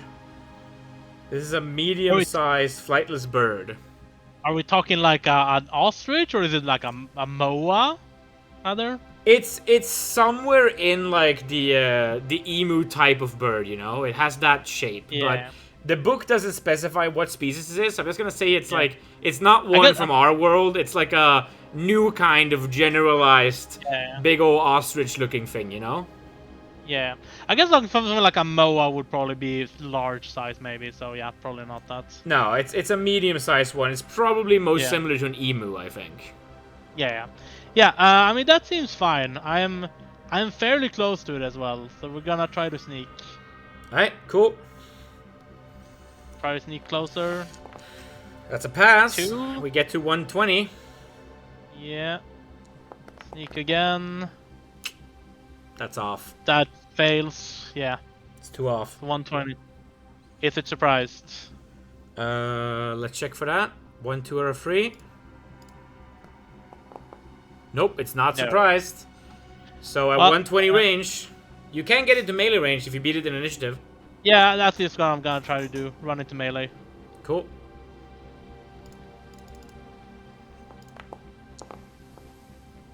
A very bad initiative. And I beat you. And it runs away 180 feet with its movement 18. Yeah. We're pursuing it. We're pursuing it with stamina pursuit. We're human gaming. Yeah. Although actually, birds are pretty. Flightless birds have pretty good stamina too. So.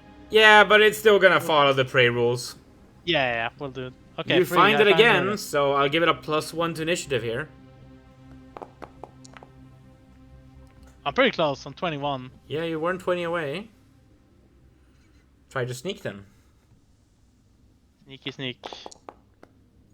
That passes. That's a pass. That's a perfect pass. I'll give you double distance. 20. We're at 100. That's just no. There's one under my. Is that perfect? No, because you have wasn't 14 wisdom, right? Yeah. And it's -1. Oh yeah, it's -1. Right. That's You true. idiot. Yeah. Okay. Right. Okay. Yeah. Okay. So I get to 80 then. No, you were at 120. I'll Or- give you double distance, so you get to 100. No, what double this 20 is the normal distance. Is it? Is that a book? I thought I gave you 20 only in the fight with the ogre because you were coming from an advantageous position. 20 is the normal one. That you've been giving me 20 this whole time. I've been giving you 10 on the whole goat situation. Wait, did you? Yes, I gave you 10 the whole goat situation. I'm so I thought you were- sorry. Well, 20 is the standard. I was pretty sure you were giving me 20. I wasn't giving you 20 on the goat, but I was Okay. giving you 20 on the ogre, but I thought I was being nice when I did that. No, So 20 is the standard. Oh, okay. I misremember that. Okay, you can go 40. You're at 80 away. Okay.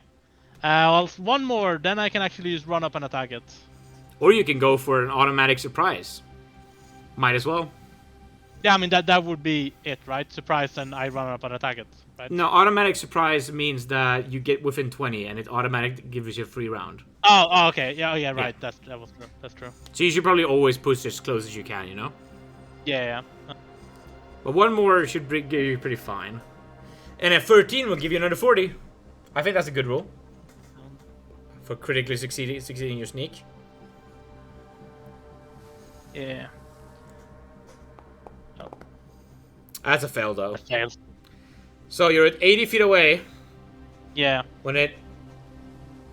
Let's see if it's surprised. Nope. Let's roll initiative.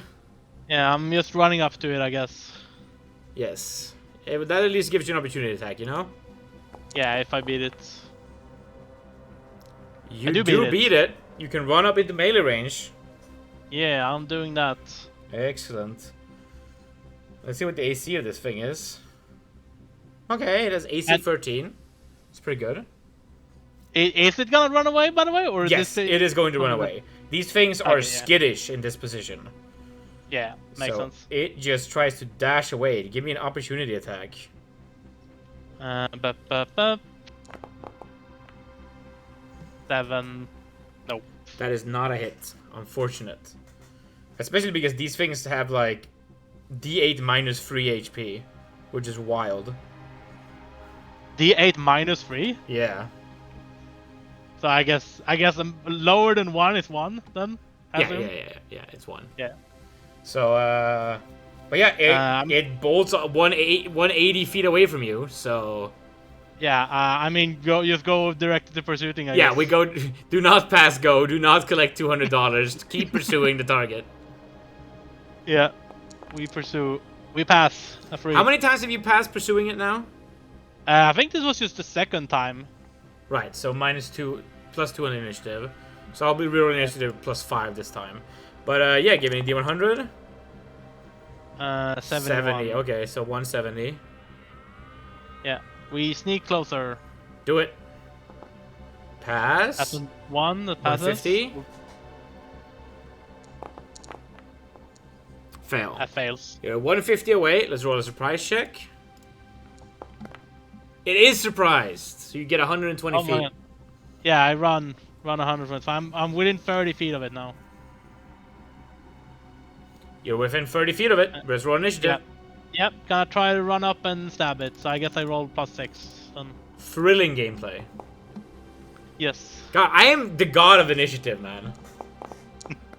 I am the god of initiative. You're so fucked. It bolts away. We're pursuing. We're pursuing. We're gonna eat emu tonight. God damn it. I still succeed. I find it again. You find it again. Excellent. With distance. Great. 70 again. Give me sneak. We're sneaking. We're going to be the best people at this mechanic in the universe, okay? By the end of this campaign. Yep, I fail immediately. You fail immediately. Let's give it a surprise check, see if you get 120 for free. You don't. You can't catch it. Even if you beat it in initiative, you can't get into melee, so it's over. Pursuing again? Pursuing again! That gets us up to +7 in initiative on the bird. You do find it, so it is a +7 initiative. And the distance... Dude, it's always 70! 70? These dice. They're weighted. Yeah, they're digitally weighted. You have to contact Foundry and ask them to give you a new seed, you know? Okay, That's what I you have get to closer. do. Yeah, get closer, 150. So 150. Get closer. 130. Nope. Nope. That's it. So... Yeah, I just... we surprise check? We are surprised! You can get within 10 feet! I get within 10 feet. And then I roll an initiative check at +7. And I try to run up and stab it. Alright, with a +6. Yeah. I finally roll bad initiative! Oh my god, okay. I'm in melee range with it. I stab. You run up, you stab. I stab the bird. Oh, can you find me a +1? It's very tired at this point. It is very tired. I'll give it a constitution check. With a con of 10, I guess. It fails. So yeah, you can have a +1. You hit. Poggers, okay, That's 1d6 damage. 1d6 damage. I'm gonna roll its HP. 5 damage, let's go. That is its max HP that it could possibly have. Let's go. Yeah, it rolled 2 HP. So, it is dead. You slayed the emu. Finally. Riodon breathes a sigh of relief and breathes out heavily because he's also pretty tired at this point. That was another 2-hour hunt. Yeah. Yeah, so I mean, it's been like 4 hours or something now. I think it's been like 5 or 6 hours. Like, it's total because downtime and stuff. I think it's lunchtime easily. Yeah, I was just gonna say I just start prepping lunch. I dragged the emu to some place where it seems decent enough to set up camp. I think you've also traveled quite far at this point. You've been hunting fast-moving animals for long stretches. Probably. I'm just gonna try to randomize where you are a little bit in these mountains. Yeah. Fair enough. Yeah. The dice say you've been running in circles, so you're actually pretty close to where you were. That makes sense. Makes sense. I basically rolled one die to determine direction that way, and then I rolled another die to determine direction the other way, and then I saw which one was higher. I rolled 54 and 55. So I think you've gotten pretty much nowhere. Yeah. That's beautiful. But yeah, do I roll something to find like a suitable place to set up fire? No, that's fine. Okay. I think you can do that in daytime, just making lunch. It's probably okay. All right. Let's do this, though. Nothing comes to bother you. The dice are nice to you today. Wow, amazing. Yeah. So yeah, I try to butcher the bird. How much meat do I manage to get? What do I roll for it? The bird is much bigger than the beaver. Yeah. I think I'm gonna keep doing what I did with the beaver, and I'm just gonna roll its hit die for like. I'm gonna roll its hit die again for how many days of food it provides. You know, like with the beaver, it had a D4 hit die, so I rolled D4 days of food. With the ostrich, it has 1d8 hit die minus 3, so I roll 1d8 hit die minus 3 for days of food. Yeah. I think that's fine. You get 3 days of food. 3 days. Yes.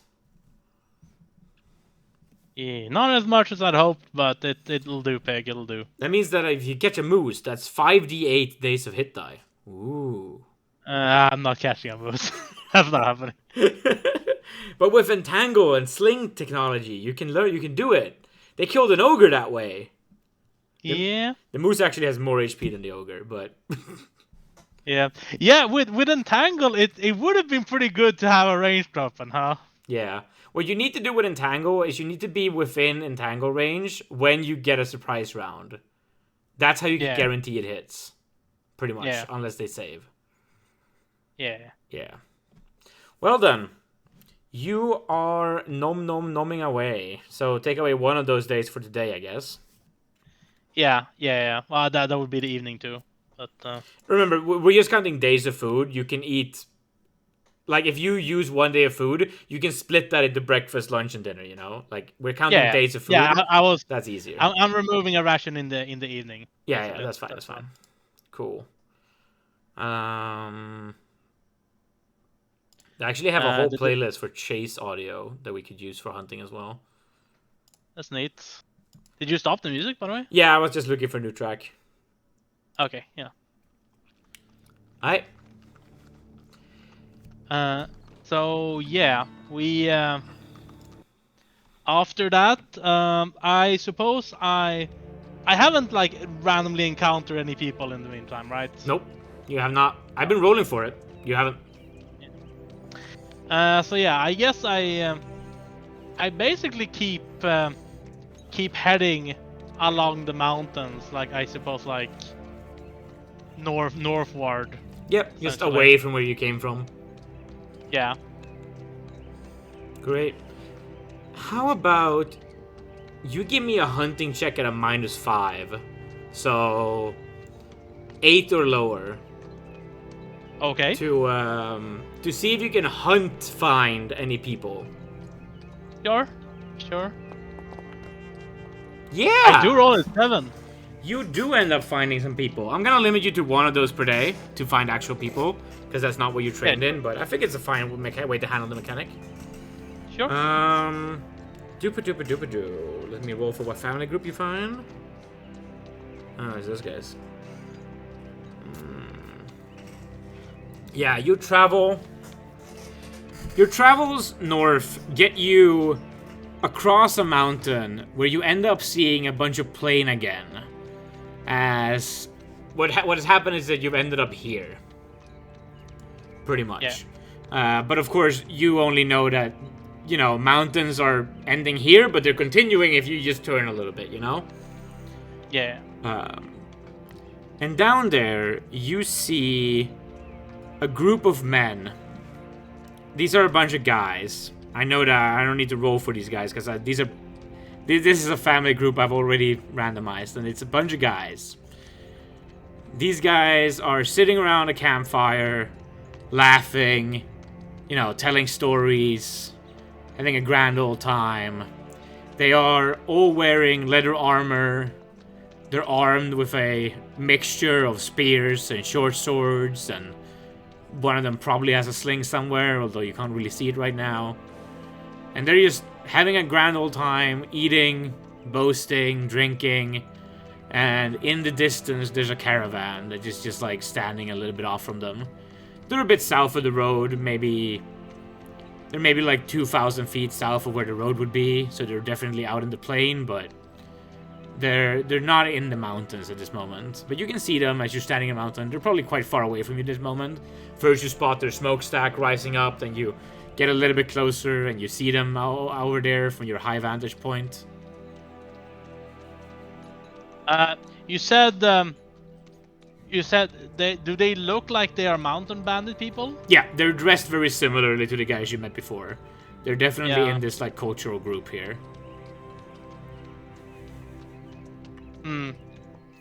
So, yeah, while I would like to approach, it seems kind of foolish right now because these guys there's just a bunch of adult men, right?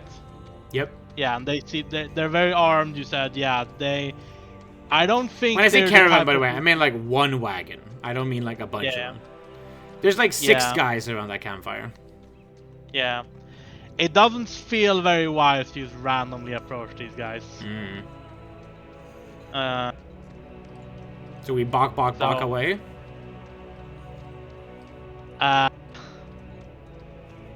Maybe I'll just chill for a bit because I've walked around for a while anyways. I'll probably just chill for a bit and like try to observe them. See if anything happens. You chill quite far away from your high vantage point. You sit down on a rock. You observe them. Give me a perception check. That's a good stat for you. Yeah. I do like that, sometimes when I play Irondice mode, I feel like I'm not getting enough die rolls out of the way, We're not rolling enough dice because we're just role-playing, and with a single player, we don't roll that many dice. But with Riodon and the hunting mechanics, we've truly circumvented that problem. We roll so many dice. So many dice. 14 passes. That is a really good pass. That's a high pass. Yeah. Yeah. You see these guys, and what you notice especially is that they seem to not look a lot like their wagon. You're not from the cities, you don't really know cultures that well, but you can tell, a square trying to fit in a round hole quite well. You can see where something doesn't belong. And these guys, they go around, they drag out some stuff out of this wagon. They try to wear the fancy dresses. They dance around a little bit. They laugh at each other. They're having a grand old time. That's what they do for an hour at least. They just eat, they laugh, they goof around. They're very nonchalant with each other.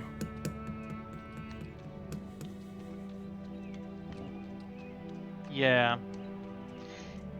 Yeah. As I said, even though it is a good opportunity to try to learn more stuff, but these guys just they don't seem like the type that can be just approached randomly. Yeah. As one person. Okay. So Great. One thing that you do notice with your really good perception is that there don't seem to be any other people there. Whatever people that the wagon might have belonged to once, you don't see any. You also don't see any corpses on the ground. Now, maybe they're just behind the wagon and you wouldn't be able to spot them no matter what, but you at least haven't seen any.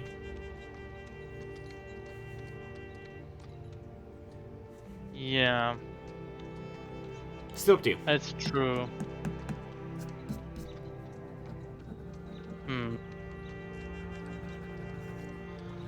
I'm thinking if I'm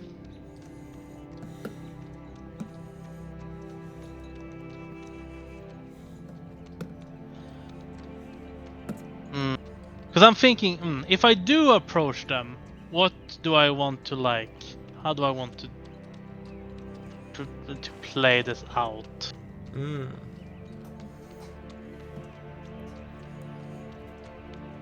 I got like 20 minutes left in the session, by the way. Okay, yeah.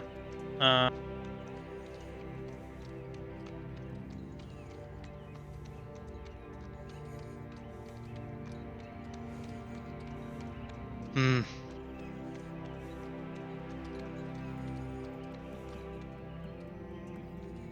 Yeah, it is. It is a little bit stupid, but I do kind of want to at least vibe check these guys.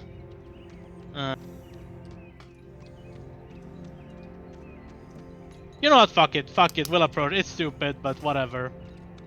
It's not very wise, but I'll try to approach them.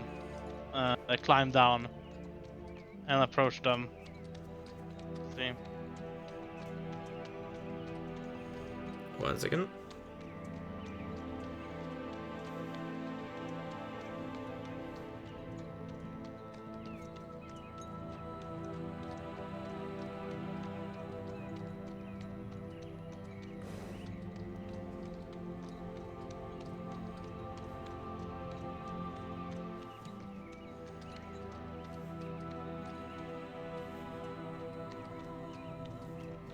Hey, you head down there.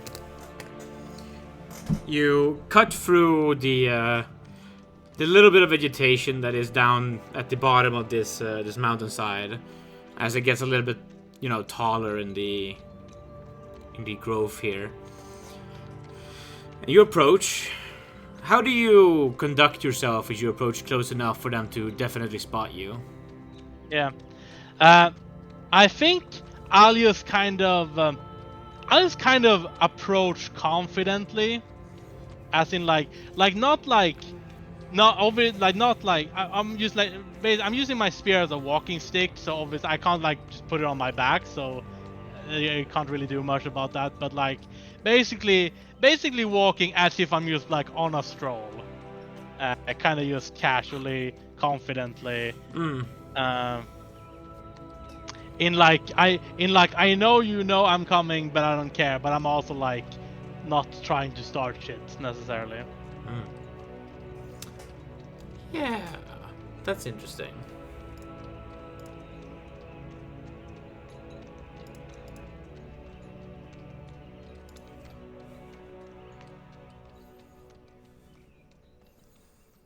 Let's do like a...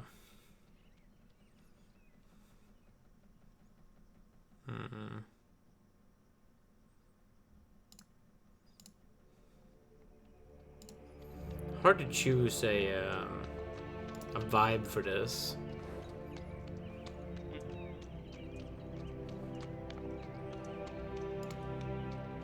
Let's do like at this one.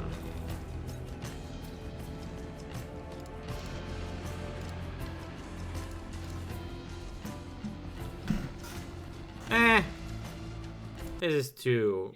That sounded very combative. Yeah, that's not what I was going for.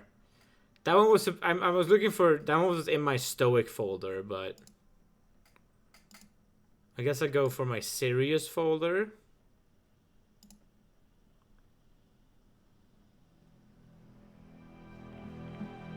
It's a little bit too dark, is it not? What about this?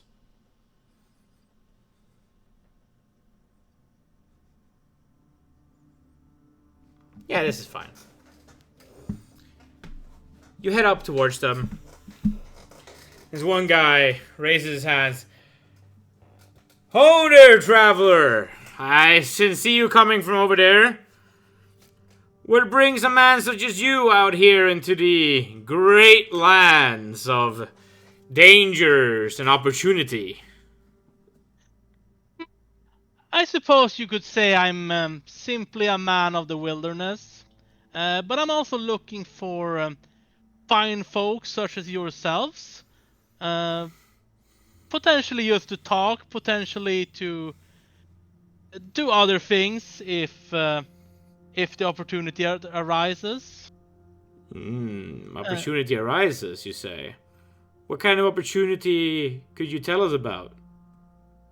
Well, you see, I heard some rumors on my way here. I'm a bit newer to these parts, but I heard some rumors that there was some kind of almost takeover of the town nearby recently.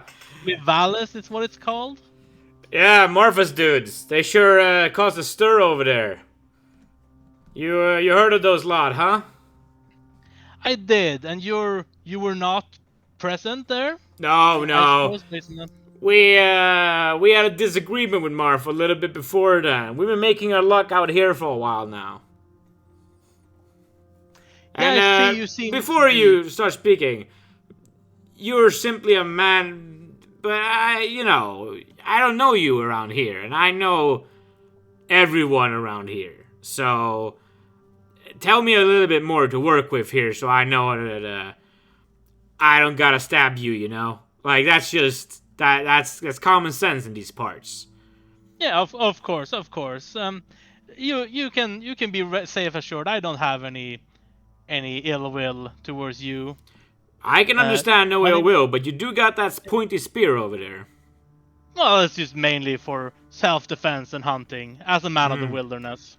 Oh yes, no, this is all for self-defense and hunting as well, my friend.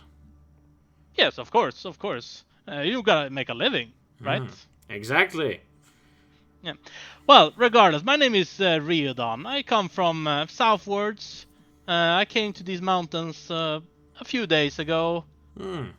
Just been traveling around, trying to get a lay of the land, talking to a traveler to encounter, and that's where I heard this rumor of this almost takeover.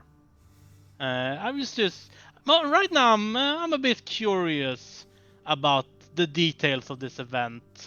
Wow. It's unfortunate that you weren't there, but maybe you know something more that you want to share. All I know is that some chicken shit lady got control over most of the men of these mountains, ran up with her granddaughter into town, caused a big stir, exposed everyone to a lot of danger, and then ran off, okay? That's what I know, and let's just say that I'm out here laughing about how right I was. You were right about what? Did you call this event, so to speak? I called that she was a terrible leader who was gonna bring our people to ruin. And she did. But now I'm out here, striking up on my own with my boys. I got Maggot, Ant, Ron, Glib, and Gurkha. These guys, me, we're gonna live the easy life from here on out. Yeah, it does seem based on your assortment of objects that you are a more capable leader. I, as you might say, am an experienced hunter. I know my prey like anyone does. Any good hunter knows the ins and outs of their prey. My prey is the feckless men who hide in shiny wagons, together with paid men without loyalty, who carry great riches where they had no business being, who think that roads have walls. Those are my prey. Are you a man of like mind? I can't say I have much experience in that exactly, but it does sound to me like you're doing the world a great service. Oh, I believe so too. I am taking from those who have, and given to those who have not.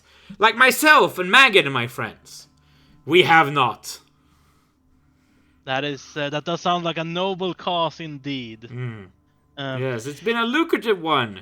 These lands over here, the Knights of Cagium and the King's Men, they ride here every now and then, but they don't come up in the mountains much. We can strike here, we run back up and hide. It's easy life. And if I may ask, is that as far as your ambitions go? Living the easy life with my boys? Well, I'd love to find a fine woman, you know what I mean? That make it even easier, but we gotta find 6 of them, and that's a bit tougher. But the easy life is your ultimate ambition then, I assume. Well, the easier the better. There's always ways to make life even more easy. But yes, you could summarize it that way. I see. Well, I would wish you a happy and easy life then. Unfortunately, myself, I have a bit more grander ambitions in mind, and I'm looking for like-minded people in that sense. Now, wait there, Mr. High and Lofty. You say you have higher ambitions in life. Tell me about them at least. Don't just play this man of mystery for me. Oh no, of course, of course. Well, you speak of these people that have and they take and all those Yes. people. You see, and I'm not a very big enthusiast about people like that either. But rather than just taking from them and redistributing to the people in need, I'm more interested in tackling the root of the problem.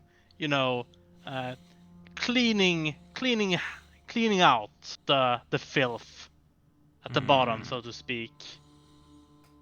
But then who gets all the filth stuff? Well, I mean, I suppose that can be redistributed as part of the cleaning process. No. You know, I don't know much about your lofty ambitions and all, but I do like me some easy to get stuff. And, we don't gotta be friends forever, but if you get a lead on where there's some dirt that can be cleaned out, and you think that 6 extra hands are useful for that, if the lead's good enough, Carl's boys might be able to help you out. However, there has to be an understanding that you can have all the high, lofty, idealistic outcomes. We take the stuff. Yes, that is fine with me. I'm not particularly interested in worldly things of civilization. I suppose what you say, it is a good idea to start small, isn't it?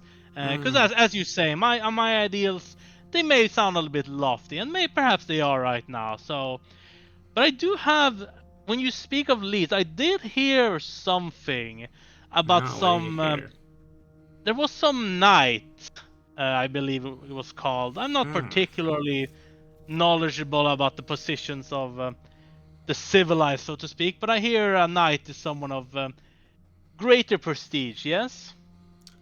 Yes. Knights also come with skilled swordsmanship and often great armor. Yeah, that is a problem, isn't it? Well, I did hear about some knight in Valles, the town, who had been lazing about, drinking, perhaps, I believe, for the last few days. Who was also transporting some prisoner of noteworthy importance. I don't know the details of that, but Well, neither do I. That is the first I hear of it. I usually spend my time here on the road. I don't travel into Valles much or talk much with the others. Not much of interest there, but this does sound interesting. Yeah, so I suppose that could be the lead you're talking about if you're interested in looking more into it. And how are you able to be of assistance? You're a good spear, I presume, but how might you help with catching a knight in a shiny tin plate inside of a city? Well, as I told you, I'm a man of the wilderness, and that also comes with some benefits of the supernatural variation. Oh, now you got me interested. Tell me more. Yes. Well, unfortunately I can't boast about being some great arc druid, but I have my ways. I can help with stealth. I can incapacitate someone. I can even heal the injured if that's needed. A little bit of this, a little bit of that. Glib, why don't you cook up an extra lab of food for what we got from that wagon? I think we're gonna have a new friend with us, spending the night talking. I think we got some interesting things up ahead. Wonderful. And as I said, I don't really care about loot and such things. So those kind of things, I leave that to you if it becomes relevant. I'm mostly the I'm mostly here for the moral reasons, so to speak. Well, he says, spitting in his hand, stretching it forward.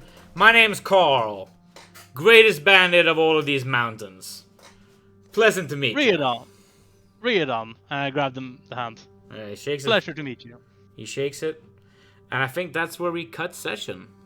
And we do some Yeah. XP. Yeah. Yeah. These guys are cool. I like Carl, Maggot, Ant, Ron, Glib, and Gurkha. Yeah, Gurkha is a funny name. Gurkha's a great name. It's very Especially in English. I think it's more fun in English than it is in Swedish. good. Yeah, I agree. Alright. Yeah. When I think as for like role playing the character and stuff like that, when we had the whole like interaction with the first group, Yeah. I did feel like kind of like it was probably the way to go with them, because as I said, they seemed to kind of just want to, they had kids with them, they just wanted to get out. Yeah. But it did feel a little bit too nicely diplomatic, or so to speak, for Riodon. It did feel a bit too passive, which is why I did go for this a little bit different approach here, and where I also said just fuck it, I'm approaching. You know how I called you out for being like so proud of yourself? It's this vocal tone you go into when you start role playing any character. You do it with like so many characters, dude. You go into this, I think that I can handle this just fine, or I think that I did this so well, or you get into that tone of voice. You don't say those words necessarily, but like it says, I'm just coming here as a man of the woods, being. It's like you get this vocal intonation you go into for roleplay, and it sounds extremely stuck up and full of yourself. Yeah, I can see that. So I was like, why is this man coming out? He cast a spell, and then like, I might have cast a little spell. I might have cast a spell or two. Like, oh, it's so funny. I had to give you a little bit of a shoe for that, because it didn't feel like the Riodon I was expecting at all. It just felt like another David character. Yeah, as I said, I felt a little bit off when I did that scene. Yep. So, I think we'll grow into Riodon. Yeah, I think so too. I think in general, I feel like it's for Lucius, it was kind of easy, because I do know, like, I was doing this tone of voice, a similar thing now as well. Yeah. But it's kind of like for Lucius, it was kind of easy. I feel like, because it's like, this is, it's a young guy. He is a bit like arrogant, but he also like means well, and he's a man of like religion, so he's trying to be humble. Riodon is like, he's meant to be, he's kind of a bit aggressive, pretty aggressive on the inside, but he's also like, he also has 15 charisma. Yeah, and does. Like in this situation, it was kind of like, I can't really, like, in general, I can't really, like, it feels like I can't really, like, I obviously can't roll up to a group of people and just be like, try to intimidate them or something. You know what's really funny? Like, as a druid, having 15 charisma actually makes you the lowest charisma in your society. Because 15 charisma is a requirement to be a druid. Yeah, I remember that. It's pretty funny. But yeah. So I do want to... I'm this last scene, it was like, it felt a bit better, but it also was like, I'm not entirely sure if it felt completely right. Well done. We will figure that out over time, shall we? Let's do some XP. Yeah. So, Ogre, while you did not defeat it yourself, you did participate in combat to defeat an Ogre with a spell. And that will give you 175 experience. Oh, wow. Ogre's a 4 hit die, man. What? XP scales really well with hit die. So the more hit die, the better. Is that 175? Yep. we can change the music for this. Let's do like I usually go to my reflective folder for stuff like this. Maybe not. Let's go to like peaceful.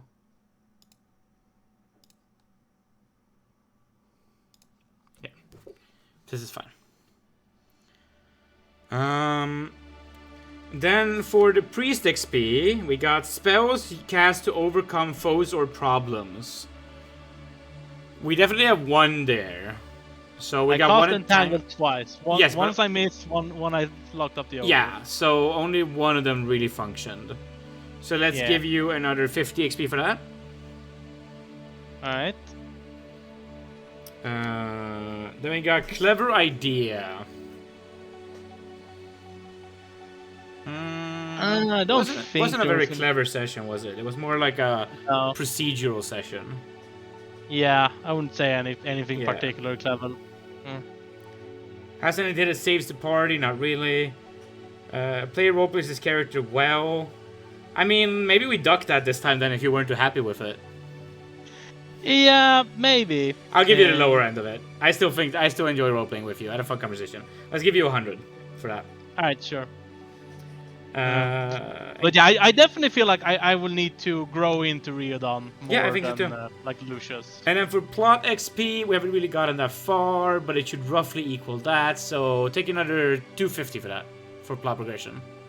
Alright. You've got into a new place. You've met some people. You've learned a bunch about what's been happening here. So yeah, that seems like a good amount. Alright, where are you at? 1458, so I'm a little bit over 500 left until level up. Cool. Should probably hit that next time then. Yeah. Yeah. Great. Yeah. I really like you when you play an evil character. One thing that I do is I try to lean back a little bit more in terms of like giving you too many plot hooks. I threw one out there. You seem to go on it, so that's fun. But yeah. I will be like relying more on you having ideas with this character. Yeah, because I was a little bit like the reason why at the end I did approach the guys is that like kind of I did feel like I was a little bit like lost on how to get started with this whole domination thing, right? Because the first thing I need, like if I'm gonna do stuff solo, I will need to be stronger. So it's either like I just like try to farm animals or something to level up, or I try to be diplomatic and. Oh yeah, take another 7 XP, by the way. Oh yeah, for the bird. For the bird. True. Actually, no, it's 14. Sorry, it's 14 XP. It had a full hit die. Let's go. It didn't have a full hit die, but it had more than half a hit die. Alright. Cool. Great. Necessary and important. Will matter in future. Yes, exactly. But yeah, I was feeling like because as I said, like I do kind of need to essentially do diplomacy and get some people on my side to try to get started, and I'll probably have to start with just being a bit of a terrorist and then ramp up to some kind of full-scale invasion. We'll figure out something. I think that doing some terrorism sounds exactly where I thought this campaign would go, and that seems perfect. Yeah. Terrorism is fun. Alright. Yeah. Thank you for playing. Thank you everyone for watching, if there was anyone who did that. And thank you for hosting, DMing. Thank you. And we say never re-roll. But see you next time on Irondice Mode.